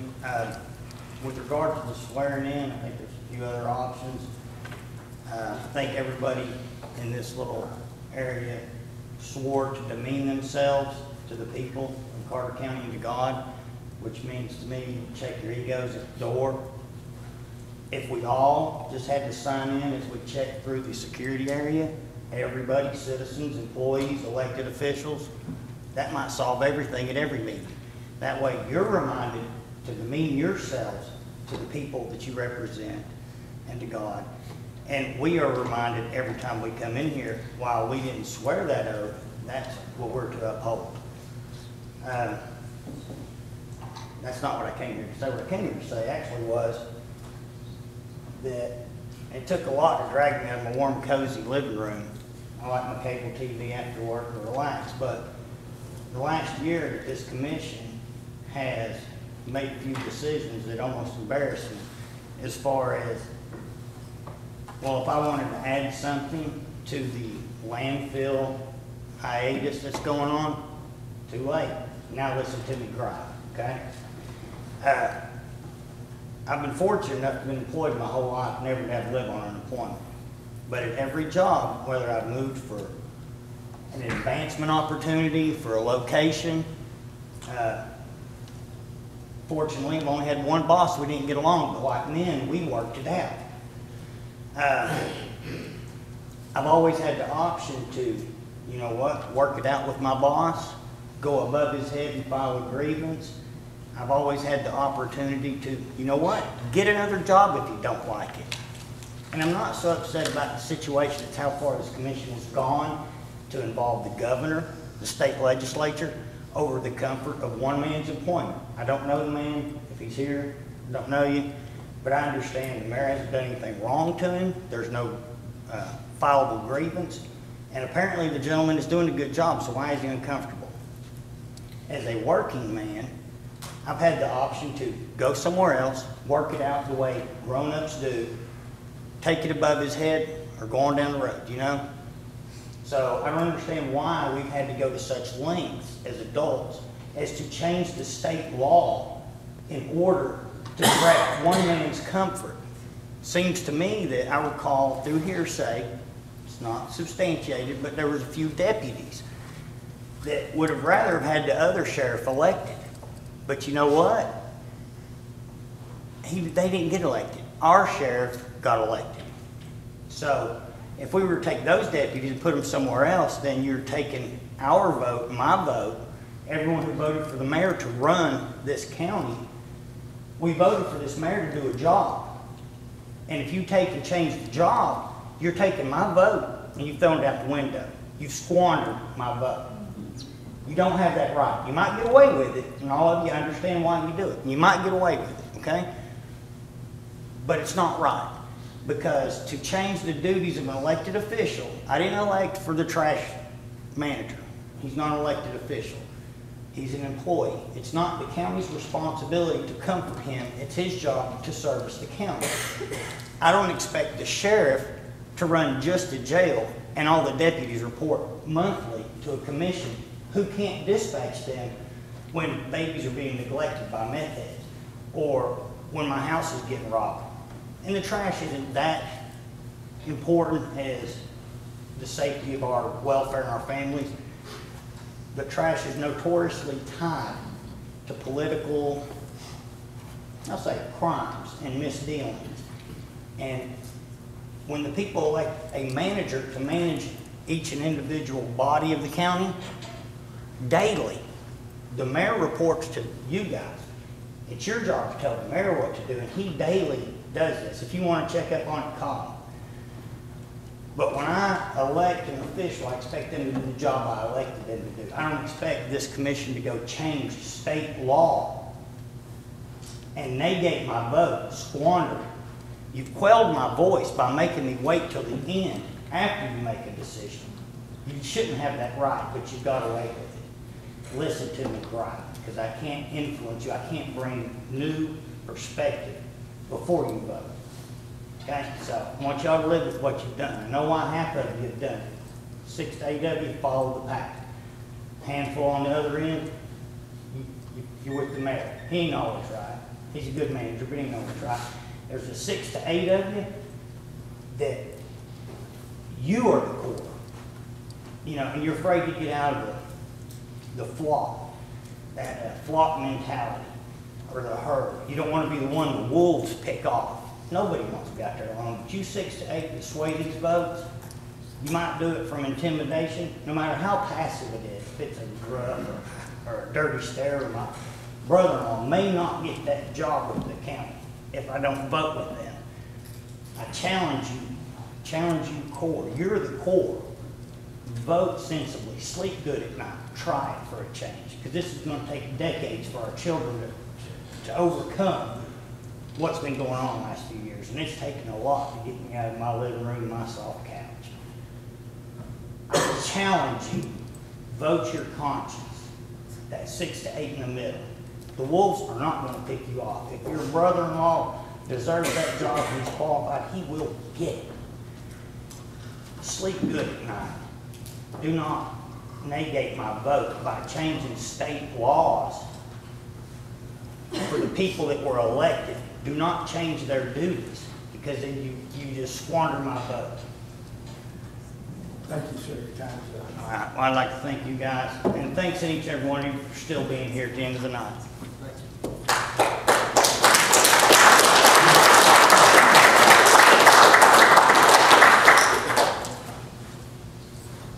Mr. Lewis.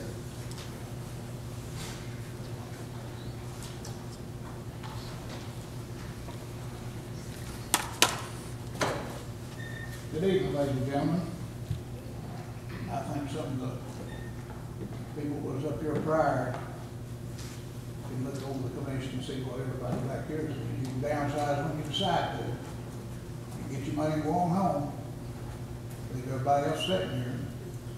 This happens pretty regularly.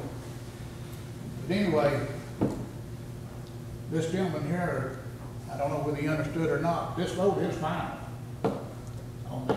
You just, 57,000 plus people just got screwed here tonight. Sooner or later, you're gonna sit here and you're gonna understand what it is. They've got the right to set fees, to do anything, just like the water authority. They can charge you $150 for a bag of garbage if they decide to, and there's nothing you can do about it. The courts can't, the commission can't. They have no authority over it. They just gave this committee full authority to do as they please, period. Now, this is actually goes to the legislature. We just got to do that first. But, you know, we sit here and we listen to this, and a lot of people don't understand exactly what's happening, but that's fact.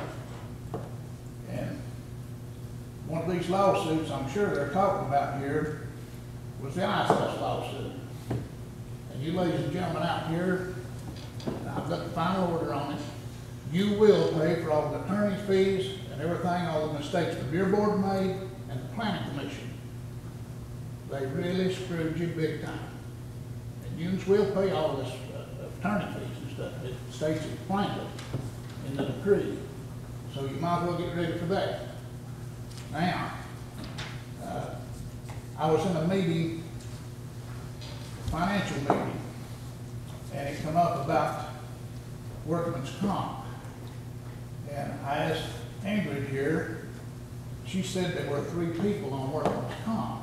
And I asked her who they were, and give me those names, and she said she could, some kind of Hippo Act or something. But we didn't ask for no medical records and none of that, which the way I read it, that's what the Hippo Act protects.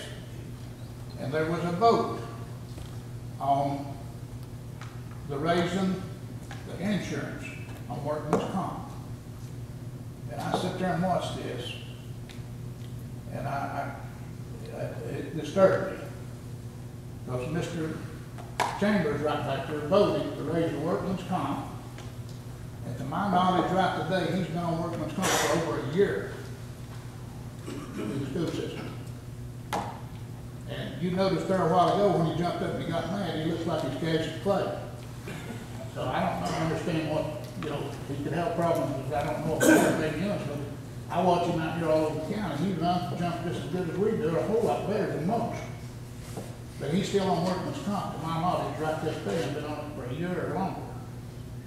And there's something wrong with this picture. But he had no right, in my opinion, to jump up and jump on somebody in the crowd who was back there, might have been grinning at somebody over here or something. And then here comes Mr. Byers and comes up and throws the man out there back for what he done. That's abuse of power as far as I'm concerned. I mean, everybody back here understands what's going on. And I just don't understand how you can do this, but everybody here can sit here and watch the commissioners, the ones that's got the hatred. And I told them here 3 or 4 meetings back, I said, this hatred will destroy you. And you can watch them, they destroy themselves a little bit every trip. And now they've screwed the entire county to try to get back to the mayor on a veto. And ladies and gentlemen, that's getting pretty low, in my opinion. And this, you know, you've got a pretty good crowd here tonight listening and watching, and you know other people, and they do different things when there's a crowd here, because they don't want nobody to know. They keep, what they do, they'll have a break or 2 and get everybody to leave, and they know part of them won't come back. They put the public comments all the way to the rear, because you don't have no authority to say nothing. And if you look around you, the school system's got the majority of the votes. They're the ones that have the majority to put the public comments to back of the meeting, so you can't talk. And they also got the majority of every committee. They got the finance committee, they've got the budget committee, and they've got the key to your bank. Anything they want, they can get. and they got over 2/3 of the budget. This past year, they had $42 million budget out of 60. And now, my understanding, I believe Calvin Ward said they were 600,000 or so short from last year they want, and they want another $1 million on top of that. So you can figure out, they got full control of your money, they got to keep the bank. They take what they want, and if there's any left, you get scraps.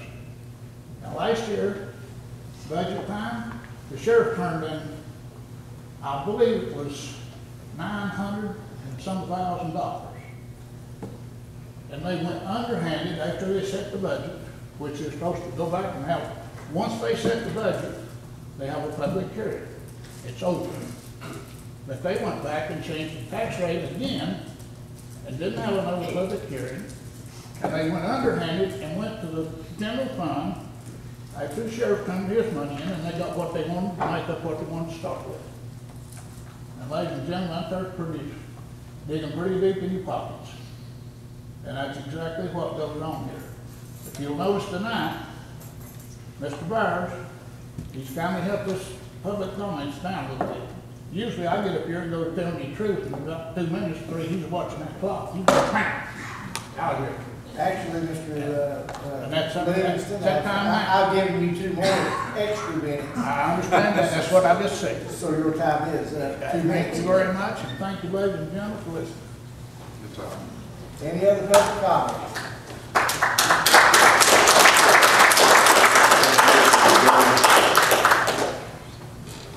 Any commissioner comments? Mr. Brown. I'd just like to say, God be with every one of us for voting down this Second Amendment rights tonight. I'm really embarrassed with everybody.